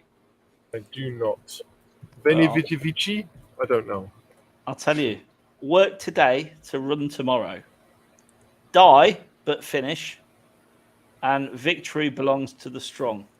And that's not bullshit. That's absolute. That is honestly the God's honest truth. Taken from a good source from when he was in Italy. He's worked with Conte his whole career, getting players super fit. But puking up on the side of the pitch, Jack, I'm not sure that's good preparation. Is it? Is that not pushing them a bit too far? I think it's kind of what we want to be seeing, to be fair, because I think even Alessandro Del Piero recently came out and said this is exactly what a Conte preseason is like. And if you're not, willing to, sign up for it, then, he's going to show you the door and he's going to show you a new club. That's just what they're signing up for. And I think it's very clear. It's probably quite transparent, actually, what the Conte preseasons are like. They're quite notorious for being this sort of way. And him bringing in this guy, I think they're actually, quite ecstatic about it. I think even recent, articles have come out that the Spurs, players love it. The one, I don't know, the one hesitation I do have, caller, maybe just to play, devil's advocate, is they have, burned Pochettino in the past, for, working too hard, training too hard, etc., in the preseasons and whatnot, and, in between games. And then under Jose, they complained about not working hard enough. Where's the, at what stage will they kind of, maybe call out Conte and, maybe think that he's not, really, I don't know. It'll be interesting. Maybe this time it's different. Maybe they really like, this guy. That's what all the tabloids are saying. They really like him. There's no love-hate relationship. They just seem to really like the guy. So maybe there's, good signs here, but it is interesting. They have burned out these managers in the past for working them too hard, and they've burned out managers before for not working them hard enough. But I do love to see Harry Kane puking on the sidelines. I'd love to have the most fit Harry Kane possible going into next season than I would like having a Harry Kane fresh off a vacation in Florida. And if anybody knows anything, a vacation in Florida with Daniel Levy is not going to get you, in the right physical shape for the next season. Absolutely. There's just time to mention before we move on. Our partners Kitbag have got some great deals on Spurs merch. The link is in the chat now for you to check it out. All official merchandise, free postage, and they've got some fantastic deals on their site. So do click that link and have a little check out of that. HG, I understand you've got to leave us at this point, which is a shame because you're going to miss Sacred Cow. I don't know how you're going to live with that, but I'm sure I'll watch it later and we'll talk about it later. But yeah, I want to go and enjoy the Californian sun a bit more. So bye.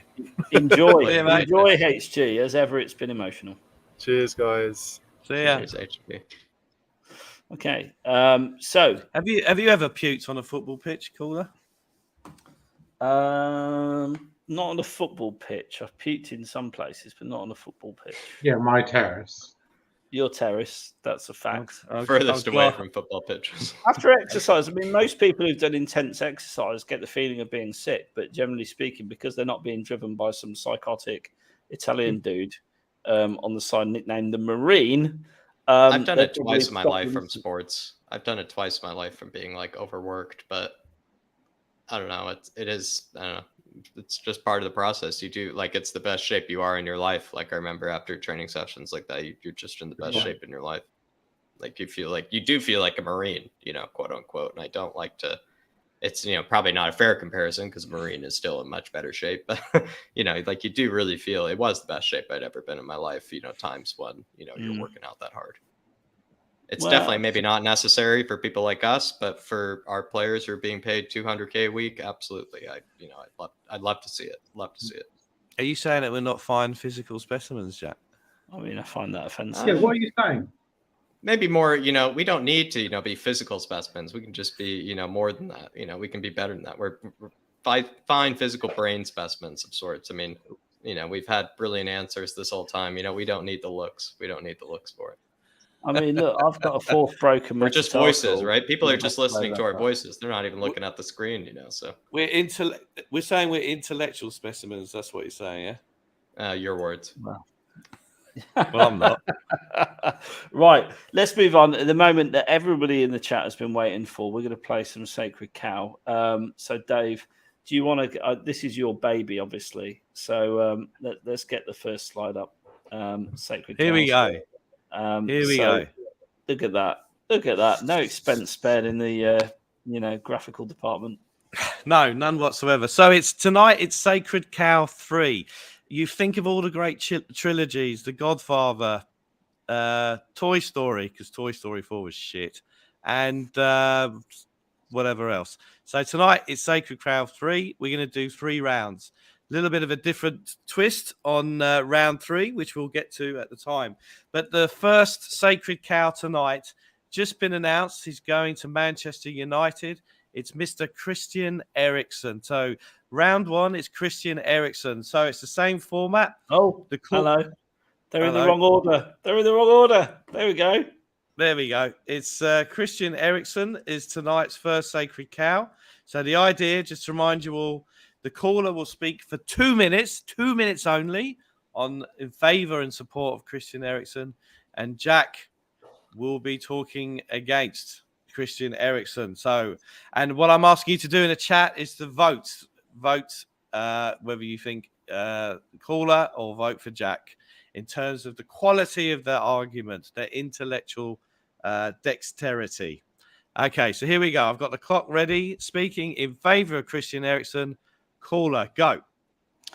I don't know how you can possibly not like Christian Eriksen. He's literally been back from the dead, and there's, there was a lot of emotion around that when he died on the pitch. Everyone, their true colours came out. Everyone loves him. Fantastic player. Gave us the best years of his career. 1-0 with us, as the rest of the team did, and ultimately came up short. But had some absolutely fantastic games for us, scored some memorable goals, was the best creative midfielder in the Premier League during his peak years. The Poch era was defined by Eriksen's creativity in midfield. He's still a class player. Very disappointing that he's chosen to go to Manchester United and sign for them today.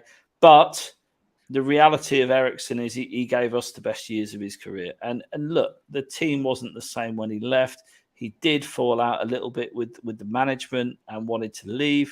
But I think that's because he saw a lack of where we were going. We were just drifting. And in reality, he wanted to be somewhere where he could win things. And unfortunately, at that point, under Jose, it didn't look very likely we were going to win anything. Could have won the League Cup last year. Levy ruined that dream, snatched it from Jose, bless him. But unfortunately, Eriksen will always be a Spurs legend in my eyes because he was a key part of the most happy part of the Spurs era whilst I was alive. There you go, Dave. How did I do for that? Is that long enough? You got another 26 seconds. You can pass on that. I got no more case to make. What? Anyway, thank you very much. More gin, so But that was lovely. Thank you very much for that. So that was in favour of Eriksen from caller. Any comments? Put it in the chat, please. So, ready? Here we go. Jack, you are against Christian Eriksen starting now. Well, in true fashion for this, coming prepared, I have a bit of notes, a bit of bullet points here. I'm kind of not looking at Eriksen in terms of the sentimental reasons, because I think you have to kind of look past that. We have to realize that, this is a guy we were considering signing on a free.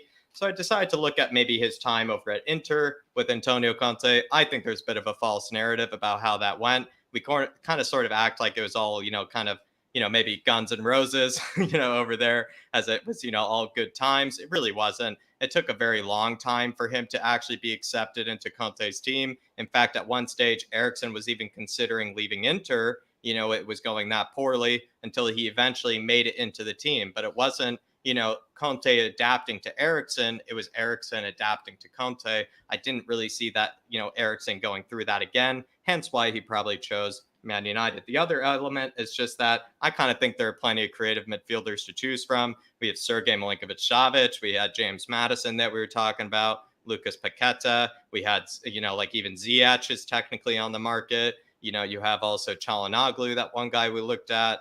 We have Zaniolo. We have Barella, technically from Inter Milan. I just think it's the most saturated position probably in world football with the creative midfielder, sort of market. So why settle for kind of a free midfielder when you can really just get a pretty good midfielder for actually probably quite a steal? And maybe, just maybe, you don't even need a creative midfielder. You bring in like a Kulusevski through the middle, Brian Hill Messi maybe through the middle as well. That could be kind of fun. You could also technically bring in someone like people are saying like Weston McKennie in the past. Maybe you don't even need, like a creative midfielder. You get like a box-to-box sort of midfielder like a Vidal that kind of just gets goals from here and there. Zaniolo is not a bad shout as well. Someone who's like a box-to-box midfielder, can also play right wing. I just think there's no point. That's it. You're done. You're done. Dang. Fantastic work. So who in the chat? So do you want to vote in the chat? Who gets that for you? My lord. I feel passionately against the Eriksen signing. I think there was no point, never a point in signing him. So you mean? Re-signing him, sorry, yeah. So you don't think sentimentality should get in the way of this kind of thing? That's what you're saying? I just think it's the most saturated position in the entire world football market. So there's no reason to think that it's a deal or you're saving money. Like there's just so much out there for that position. Like you have all the world. You have so many players to choose from.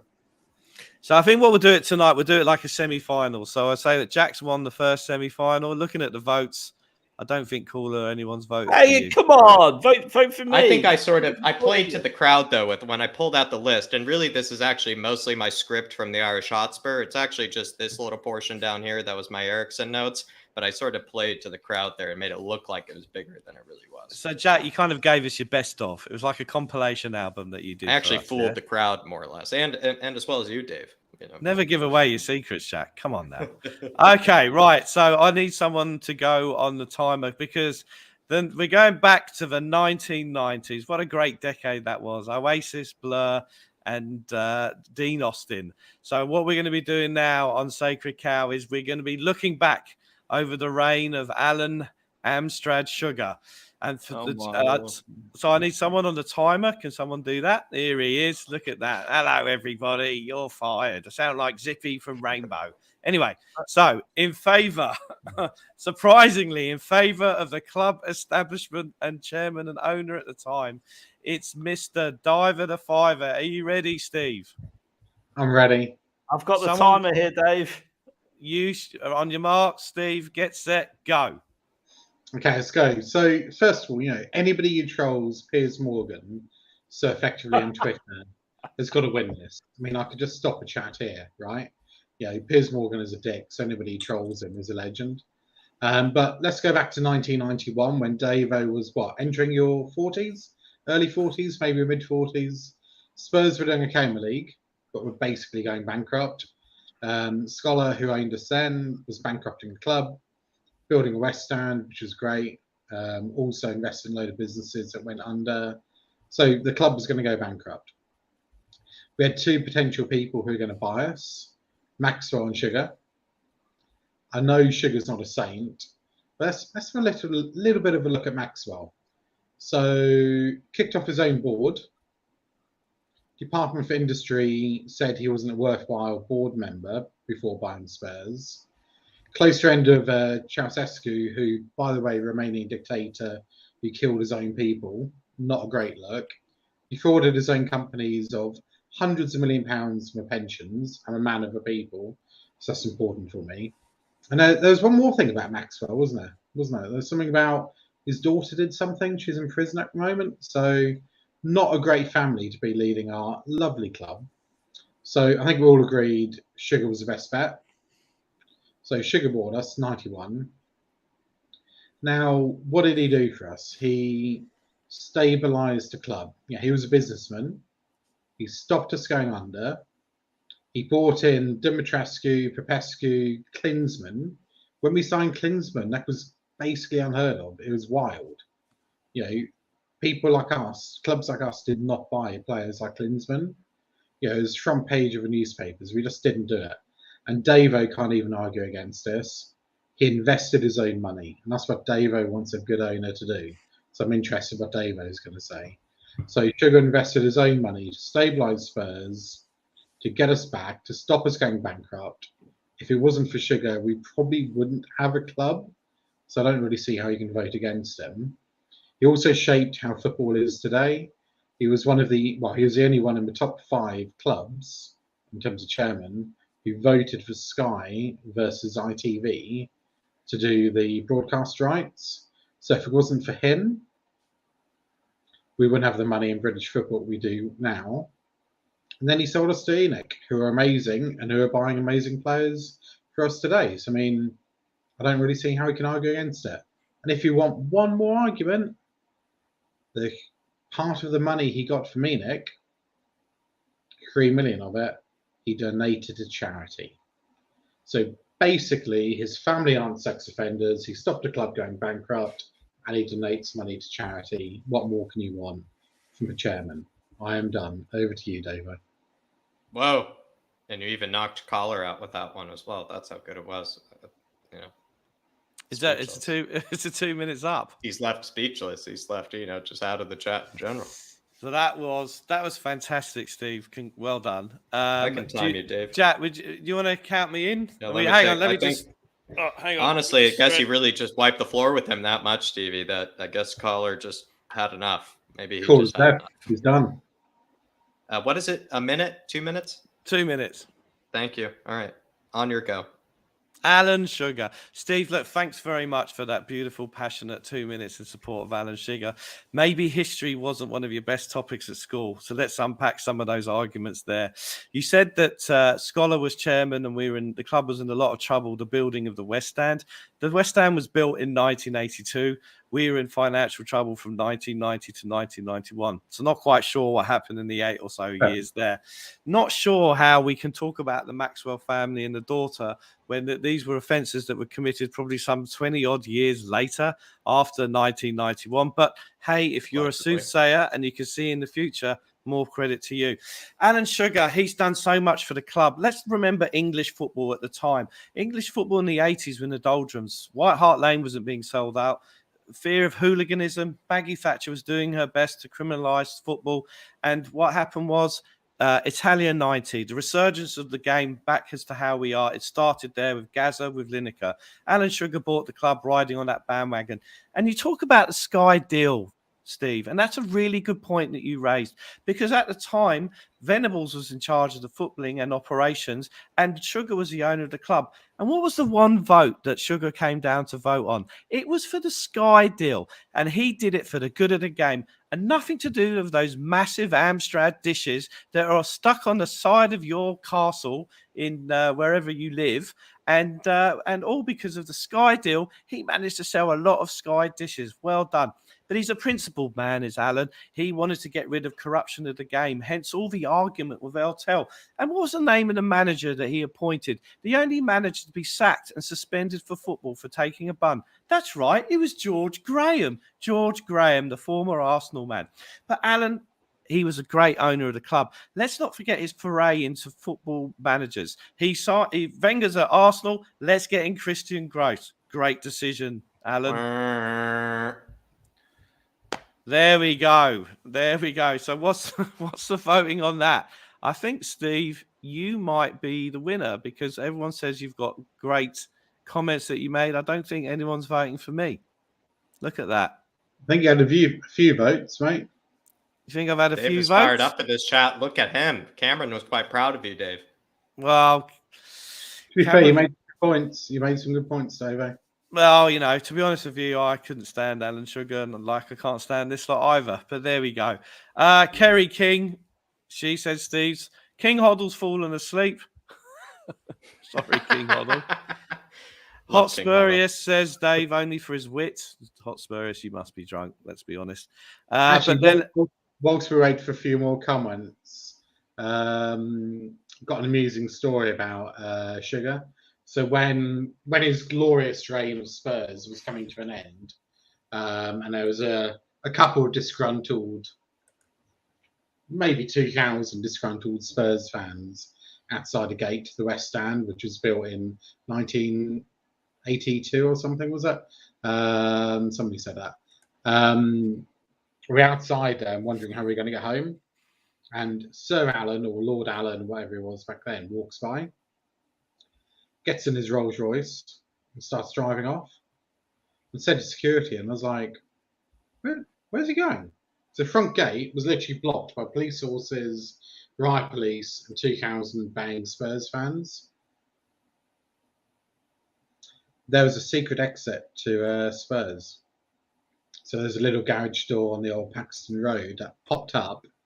Now Alan whizzed away from oh God, who would you like to own the club? That's a too long a story. Away from the baying mob. So he knew how to get away from the fans when he needed to, didn't he? And I think I've whittled for long enough to see. So, Jack, you're on the timer. Based on the comments, who do you think won that, Jack? We'll put it on you. Seems like you know what the comments because he's already gone. It looks like it's more or less Stevie has won by the looks of it. And I think Steve has draw. I think Steve has won. I thought you gave a more passionate argument, and you know I did kind of milk the passionate argument, so I did want to give it to you, Dave. But I kind of feel I feel uncomfortable having the deciding vote. I do feel uncomfortable with that because I think you guys both gave good arguments, but you know I think you more or less did a bit of the acting. You know, no offense, like I did myself. You know, so. No, I think Steve wins. I don't think I should be the deciding vote. I think Steve wins it. So basically, my Alan Sugar story is I was on a plane about 10 or so years ago. They were showing an Alan Sugar documentary, and he talks about his time at Tottenham, and he goes, "No, I wasted 10 years managing that club," and I shouted in the economy or wherever, "Yes, mate," and you wasted 10 years of mine to shocked looks from people around the plane. So there you go. So what we're going to do, the final round, it's the final, is with the subject. He's a divisive figure. They all are. It's Danny Rose. So, Jack, who did you say? What you said you were going to do on Danny Rose? I was against Danny Rose for this one. Okay, Steve, would you and mind? I are going to be together. Okay, but I think we're going to do it as a final. We can't do it as a tag team. So we'll do it as a final for today. Steve, can you do for Danny Rose? We're going to have to. I can. All right, so I'm going to get the clock ready. So don't forget to vote in the comment sections. Danny Rose. Could this be the final round of Sacred Cow ever? It's a possibility because we signed DJed Spence now and we don't have to talk about anything else. So ready on 2 minutes, go. Let's see how well I do without any notes because I'm not. But how can you not like Danny Rose? Yeah, he's got an amazing chant. He loves the fans. We love him. Anybody actually goes to the games, unlike Davo, and unlike Jack, actually, you know, like we'll hear that. Fair point. Bit harsh given you're on different continents, but let's run with what I've got because I haven't got much. You got nothing to work with. Scrape away. Scored in his debut against Arsenal. Like, what more can you want? That goal is played time and time again. One of the best goals. Yeah, fantastic goal. You know, he's also suffered mental health issues. So kind of if you vote against him, then you're basically voting against mental health, which isn't very cool. Against me. You know, kind of how bad. No interruptions, please, Jack. Sorry. How bad are you in the chat? No, honestly, like he was a good servant for the club. I know we're all going to focus. I'm sure Jack will focus on his last couple of years, but yeah, he got a bit gobby. Like we all say, he got a bit gobby. He spoke out in interviews, but he also said stuff we were saying ourselves, and that needed to be said. So can we really hold it against him? So I'd say great goal on his debut against Arsenal. They'll go forever in the history. We'll be watching it over the next 10, 20, 30, 40 years. Yeah, like he was a great left back for us. Great left back for us. You know, and he suffered a bit at the end, but he played his absolute heart out for us. So I love the guy. Who wouldn't love him? Who wouldn't love somebody who plays for a shirt and loves our club? Who wouldn't love that? And also, he came back to train with us. That's how much he loves us. That's all I've got. You got 5 seconds, Steve. Danny Rose. That's all I've got. There we go. Thank you very much, Caller. You've missed. Well, Caller's done a costume change. May I just say, maybe because I was getting ready for Stevie to be my teammate. So I actually was interrupting him because I was really liking his arguments, you know, for Danny Rose there, despite me about to be against Danny Rose. So I think that's what was happening there. Well done. Can I just say, well done, Dave. You've managed to lose 100 viewers during that segment, which, you know, is great. Yeah, but hang on. In your words, hang on, because if we get the numbers that we get on the review back goes into their thousands. It's about word of mouth, let me tell you. Right, anyway, here we go. It's the last time. I think this is possibly the last as a trilogy. This could be the end of it because we signed Jed Spence. So finish on a high note, Jack. The argument against Danny Rose starts now. My big argument against Danny Rose is mostly that Pochettino has sort of been renowned for making wingbacks, you know, kind of much better than they actually are. He kind of has a big history, you know, behind it because that is sort of, you know, his position that he sort of excels, you know, players in. You know, we did see sort of, I know Kyle Walker looked incredible under Pep Guardiola, but I don't think Pep Guardiola would have bought, you know, Kyle Walker if, you know, Pochettino didn't come to this football club. And when you look at Danny Rose, I know this maybe is a bit unfair to him, but to maybe prove my point that Pochettino makes fullbacks, you know, a lot better than they actually are because he is so good at training fullbacks. How has Danny Rose not really found an actual significant football club since his days with Pochettino? He is sort of kind of guilty of being like the Harry Winkses, the Dele Allis of the world that were really only good under Poch. You know, players that have only been good under Poch. You have to sort of question whether maybe Poch were actually making them a lot better than what they actually were. I know Danny Rose is kind of seen as one of the best shithousers maybe of Spurs history, maybe alongside, you know, someone like a Lamella. But I like to think that, you know, he actually might have been just inflated by how good of a coach Pochettino was. That's the argument that I sort of kind of, you know, maybe rely on. And when he did kind of come under Jose, I know maybe people might have stylistic problems with Jose and whatnot. He really did, you know, kind of just, you know, he just didn't do well under Jose and he didn't prove his worth there. And he kind of had a bit of an inflated ego kind of under Jose. So if you ask me, I feel like Danny Rose is a classic example of a player that couldn't do well under any other manager but Pochettino. And if that's the case for you, then I think you have to look at him at that sort of player. That's someone that did well under the glory years because Pochettino gave him an opportunity to do well. And like I said before, Pochettino has an excellent track record of making fullbacks exceptional, despite them maybe being exceptional. That's players. it. That's your lot. Well done there. Well done. So, Sacred Cow, possibly the final ever Sacred Cow, and based on Calder's comments, probably will be. Just get your votes in. But thank you very much, Steve and Jack. You got to the final. Great effort. So, just in the votes, we'll move on. But move on. Who are you going to vote for? Jack or Steve? Back to you, Caller. In your new shirt. Well, my collection in a new kit. Terrible. So you know, I should probably hand it over to you. To be honest, Dave, I was gonna ask what everyone thought. I said a few comments coming up about Paulo Dybala. So I was gonna pass that around before we wrap up. Jack, you fancy a bit of Paulo action?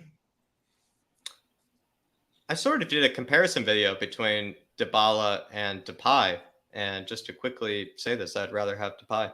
That's how much I rate Dybala. I'd rather have Depay. Just to be quick. And I know, because I was just speaking for 2 minutes, so I know people are getting sick of my Yank voice. So, so I think I'll just say I want Depay. That's how much I rate Dybala. Do you know Depay? Memphis Depay has been actually strongly linked, hasn't he? And there's definitely interest there from our side. Yes, I did a video back in the day, kind of comparing the two. Would you take either of those, Davo? What's your thoughts on it? Well, I mean, it's an interesting question because. Yeah, that's better. I don't feel comfortable over there. Thanks very much. It's an interesting question because you got I think we need to have 6 up top, right, for the squad for this season. So Kane, Son, Kulu, Richarlison, really strong, very strong. Then you got Mora, who I'd be happy to be the 6th choice, your League Cups and all the rest of it. But then, are we going to spend money on a Depay or a Dybala, or are we going to look at keeping Parrott on for the year and things like that? So I think or we get some kind of 6-foot Austrian who scores a few goals and take a punt on him. So I think Dybala, if we get him in, it's good from a rotation point of view, but we didn't get him 2 or 3 years ago. He's had a few injuries since then, so he may be past his best. Depay is an interesting one because, he didn't do it at United. There was attitudinal issues, apparently. I think he went to Lyon, did all right there. Been to Barca, not done so great there. So to me, he's a bit of a busted flush. Okay. Very talented flush, though, isn't he? Steve, Depay or Dybala, what would you take? I can't see Dybala coming. Because? I'm sure.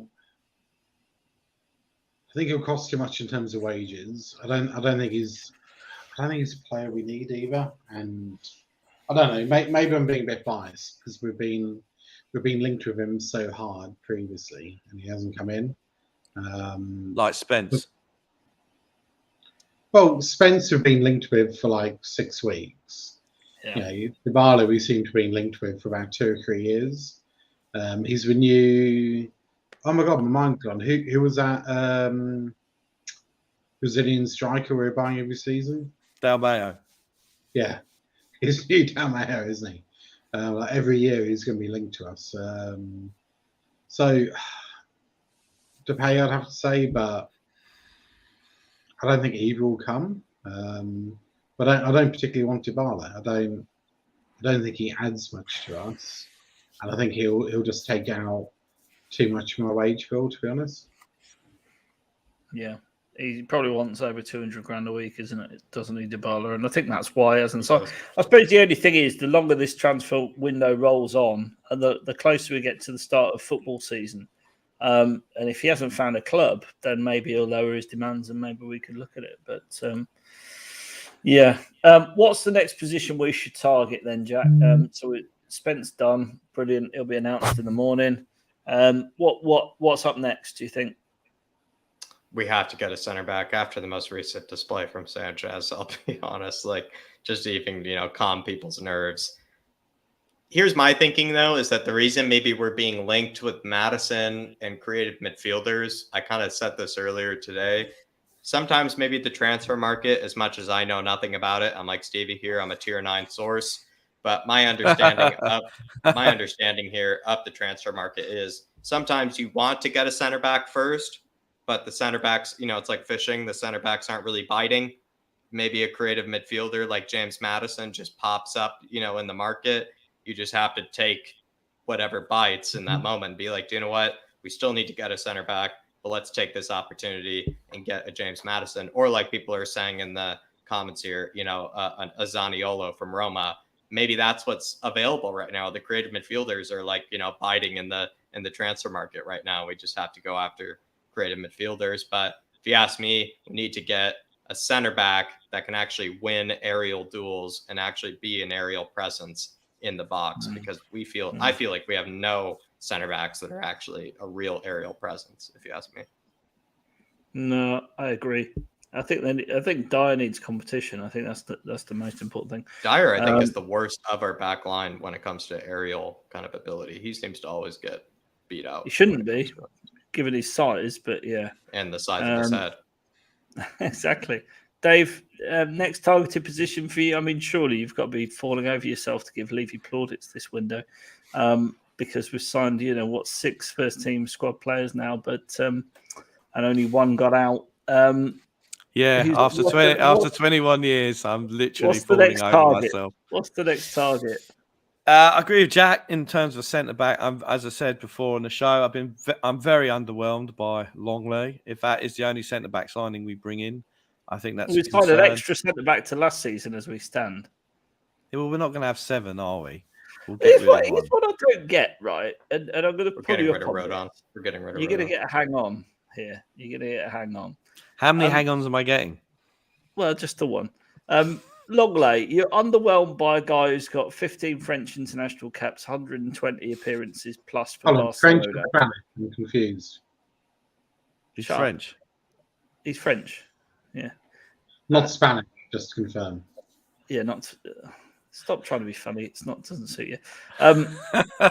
So we've got a French international centre back, right? He's got 120 caps for appearances for Barcelona. And you're more excited that Jed Spence from the Championship has signed than you are him. Yeah, I am. Because that's messed up logic. I actually disagreed with that when he said that too. I think Longley, as I said, I thought he only started 7 La Liga games last year. I'm happy to be proved wrong on that one. So maybe get on your Arsenal laptop, dive with a fiver. And he, as I said, he was taken off at half-time in the Euros. I mean, how many caps has he got for France? 15. More than Ndombele. Okay, and how many caps has Sissoko got for France? That's because they have a useless manager who doesn't want to. That's I'm sorry. I mean, the fact I'm underwhelmed by him. I think from what I've read about him, and that's like me saying how many caps has Spence got for England. No, because it's a different context. Did you rate Jose then, Dave? Did you rate Jose? Did you like Jose? Hang on. There's Jose context. played with Sissoko. There's context here, right? Longley is an established player. We're bringing him in on loan. We needed to have competition for places for Ben Davies. I'm underwhelmed by that. I would have liked to Pau Torres. We might still get him. I'd like a bit more of a marquee centre-back signing. I'd keep Dyer for 1 more year, and then I'd get a replacement for him, because I think Dyer is still one mistake a game, and God willing, we get in deep into the Champions League, we'll get punished for that by quality opposition. So that's where I am on Dyer. So I'd like another centre-back. It would be good if we got a marquee right wing back, and both Doc and Emerson did go, or we kept one of them and still have three right wing backs, and a little bit something different in the midfield, and maybe a lumbering, a 15 to 20 million lumbering 6'7" striker, just in case you have to pump it long ball at the Amsterdam Arena in the semi-finals of the Champions League this season. Other than that, all good. Yeah, I'm not sure your logic stacks up, mate. Which one? I just think that Longley's a good player, and the fan base has been massively disrespectful of him so far. I agree. Without really knowing what he's all about. I think it's Jack. Tell me, Longley, do you like this one? Here's my reasoning behind why Longley is sort of a good signing. If you ask me, between Ben Davies and Eric Dyer, who made the most mistakes last season, it was Eric Dyer that made the most mistakes between Ben Davies and him. Ben Davies was the most consistent. So I know we need to sign like a quality left-sided center back, but the quality left-sided center backs that we were going for, being Gavardiol as well as Bastoni, just weren't available to us. They don't seem really gettable. As hard as we tried, they don't really seem gettable. So we're sort of kind of like thinking, why would we settle for a third, fourth choice option?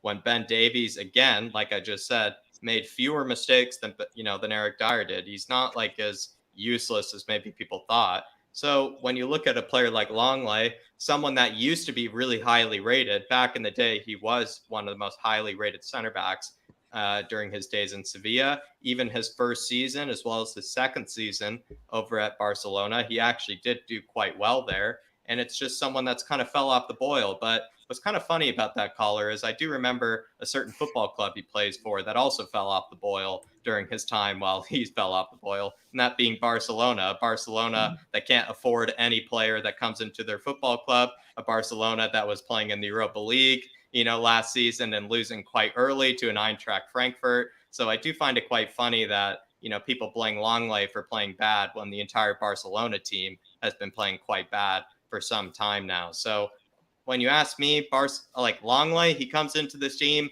wanting to prove something, like he wants to change his career. He wants to kind of turn his sort of reputation around, the reputation that Dave was just talking about.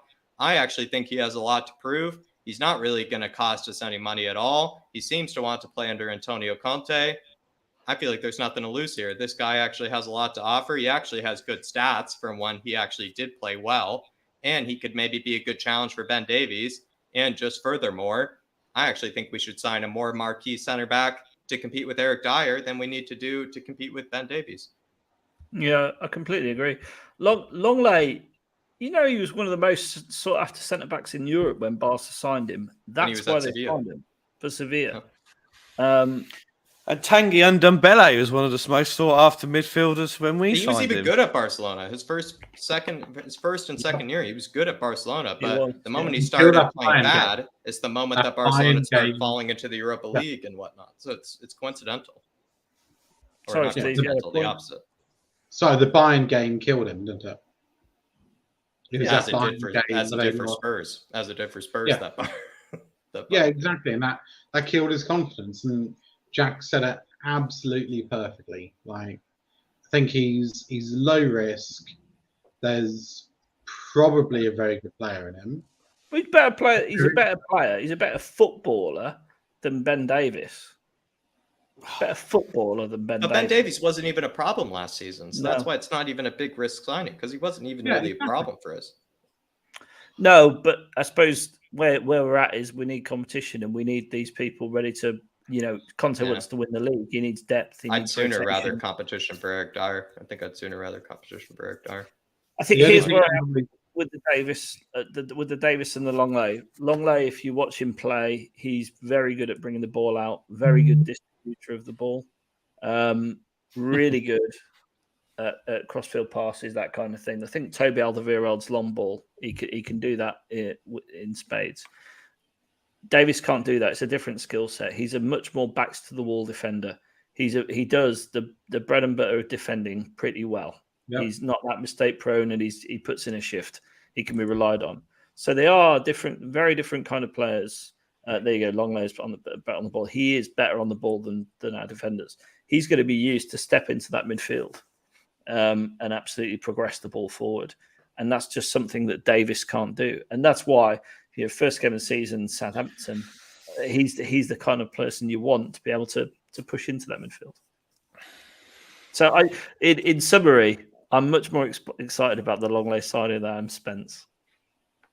I have no issues with it. I really don't. The Longley signing. In fact, he's such a highly rated center back up the past that I think he's just fallen in line with the rest of those Barcelona players that have lost their reputation, have lost their sort of kind of, steel as great highly rated players. And I anticipate him to in fact, maybe replace Davies. That's how good he'll be. He's also known as being really aggressive. I think a lot of people say he's actually really aggressive, not like a Romero aggressive, but sort of similar, which I think he's similar in terms of So I've been watching a lot of videos on him, and what he does is he tries to anticipate and intercept like Romero does. So Romero reads the game, intercepts when the defender doesn't expect, when the forward doesn't expect it, and that's exactly the same kind of game plan that Longley. Whereas with Dyer, you've almost got to wait for the forward to turn and come towards him before he then starts managing the situation. I think the anticipation is much better with Longley and much better with Romero than it is with Dyer or Davis. So you can absolutely see why he's been bought. But there you go. That's a good question, Kerry, channel member. Massive shout out to Kerry. Who's been our best signing so far? Steve. Or who's going to be our most important signing this season? I think that's the same sort of question. It's not a question. It's best signing so far. Two different answers, I think. I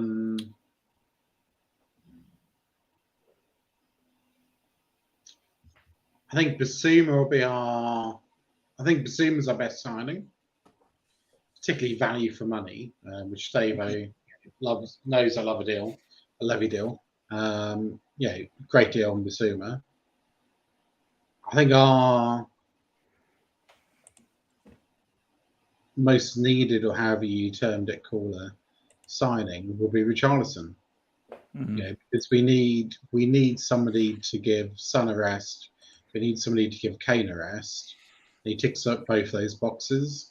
Needs something a bit different to bring on as well. So I think Basuma and Richarlison, both brilliant signings in different ways. Perisic, absolute no-brainer. I'm really happy I've got him. I think everybody we've signed I'm happy with for very different reasons. And obviously we're not going to go over the 7.5 hour long Spence chat we had earlier on the show, but like Spence for 12.5 million as well is hopefully an up and coming talent. Great signing. But yeah, Basuma and Richarlison. Okay. It was a signing, but there you go. You asked two different questions, caller. I think the signing I'm most excited about this window is Richarlison, because it's great that we've poached a top player from a lower ranked team, like in the good old days. I do love that. That's how it should be. And Dave, sorry? I feel a bit unwell. Mate. Are you agreeing with me? Yeah, I am. Is this the first time this has happened? Yeah, I mean, your sense of history is something else we can talk about off screen, like when the West Stand was built. We'll talk about it in Sydney in January, mate. Yeah, exactly. I'm really excited. I'm genuinely very excited about the Richarlison deal because, one, it's a complete uplift on Stevie B, and net it's cost us 25 mil, and then the add-ons 10 mil later on. I think that all the Everton fans, their reaction is they're genuinely very upset that he's left, but they accept why he's leaving, which is a great sign. All the Barca fans are more than happy to ship Longley off to us. It's something that we haven't dealt with at all. He's played. You look at the options at the time: Rafinha, Jesus, or Richarlison. I wanted Richarlison out of those three. I think he's a great signing. He gives us something different off the bench. He plays across the front three. We need to rotate and give some proper competition. So very excited about him. And the cheeky mention of Basuma, I think that's a great signing as well. Chat. I'll make it nice and easy for you, caller. 3 simple word answers. The best signing, I think, for non-Spurs fans like rating our window, Basuma, I think, is probably what they would say. Flashiest signing, Richarlison. And then the smartest signing, to answer the question, is probably Perisic. Perisic is the smartest signing. But Basuma is probably the best signing for people who aren't Spurs fans looking at our window. I would have said Perisic is my favourite signing. It's the smartest one, I think. I just think he's going to offer. He's an absolute baller. He's got international pedigree, played at the top level for so many years, and he was the best left wing back in Italy last season. I mean, if you want some context, look at Romero, the best centre back in Italy the season prior, and look what he's done last year. He transformed our defence. Honestly, Perisic is brilliant. He's going to convert so much more in the final third than Sessegnon or Reggie did, which wouldn't be too difficult because they didn't convert much at all. So I think you're going to see goals from him. You're going to see pace from him. You're going to see driving runs from him. I think Perisic is absolutely the signing of the season for us. Although a lot of people don't realise it yet because everyone wants to see a big money transfer. Spend 60 million on this, spend 50 million on this, etc., etc. Which I don't really buy into. I think Richarlison's an exciting one because for the first time in a long time, we've got a plan B up top. So that's great. And I think Basuma will very quickly become part of an essential cog in the machine. Backing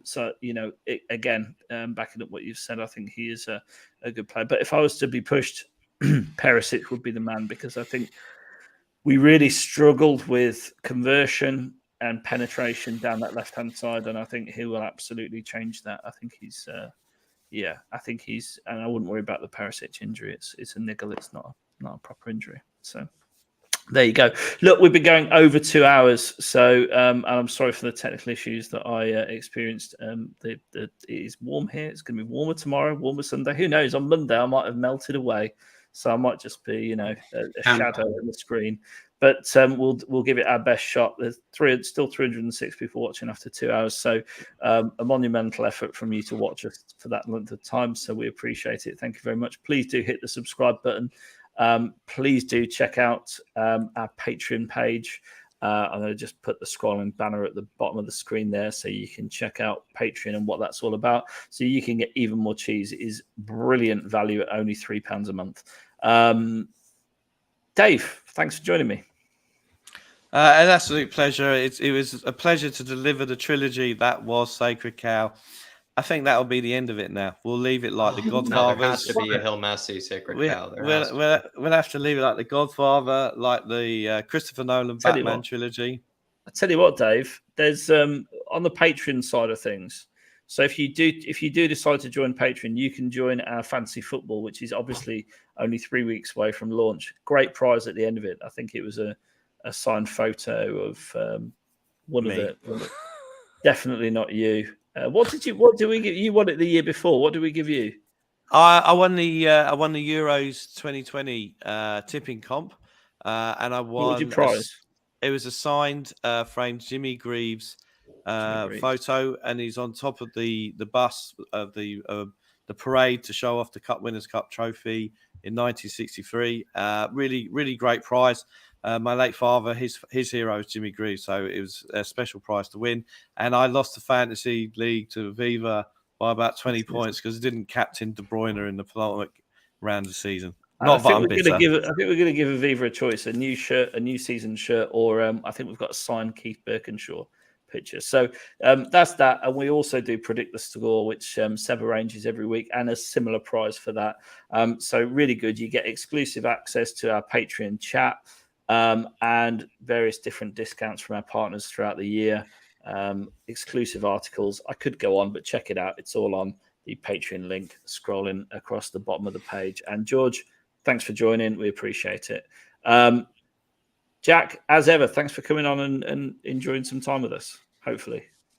Thank you for letting me have my sacred cows. I must say, I think I might be the only person that's newly added to these panels that actually enjoys the sacred cows every week, as daring as they may be, petition for them. So I would say, if you do want to keep it around for the Brian Hill one, let David or I, my partner or, my sidekick, or I'm the sidekick of, maybe David Harris via David Harris, on Brian Hill. That would be a really good one. Just to sell tickets, perhaps. Yeah, a good one. So if you maybe just one last time, keep the sacred We'll have to get you and Irish Hotspur on for that one, yeah? Maybe so, but that'd be unfair to David Harris because I think he'd be a bit overwhelmed. What the Brian Hill love. I'm not sure if he'd survive. If he'd let us both go after him at once. So maybe he needs some help. Loving Brian Hill's like loving prunes or something. It's not that good. I tell you, by the end of this season, spinach. It's good for your bones, David. It's good for your bones. By the end of this season, you're going to be growing a Brian Hill haircut, Dave. It's going to be like Lockdown Revisited. I don't think he knows what he's getting into. He doesn't know what he's getting into. Steve, thanks very much for joining us again. You're very welcome. I've enjoyed it. Did we work out who actually won the Sacred Cow in the end? I'd say Jack won. Jack won. I did say, though, and I'll say it again, I gave my vote to Stevie because I interrupted him 3 times. Like I said, that's how much I like his points more than mine. So maybe we should have switched roles. I think it was a draw. I think it was a draw as well because I liked his more than mine. Everyone gets a medal. Well done, everybody. Well done. The socialist way. See, I'm not Tory after all, eh? We don't do politics. We don't do politics or religion. And until next time, come on, you Spurs. Come on, you Spurs. Come on, you Spurs.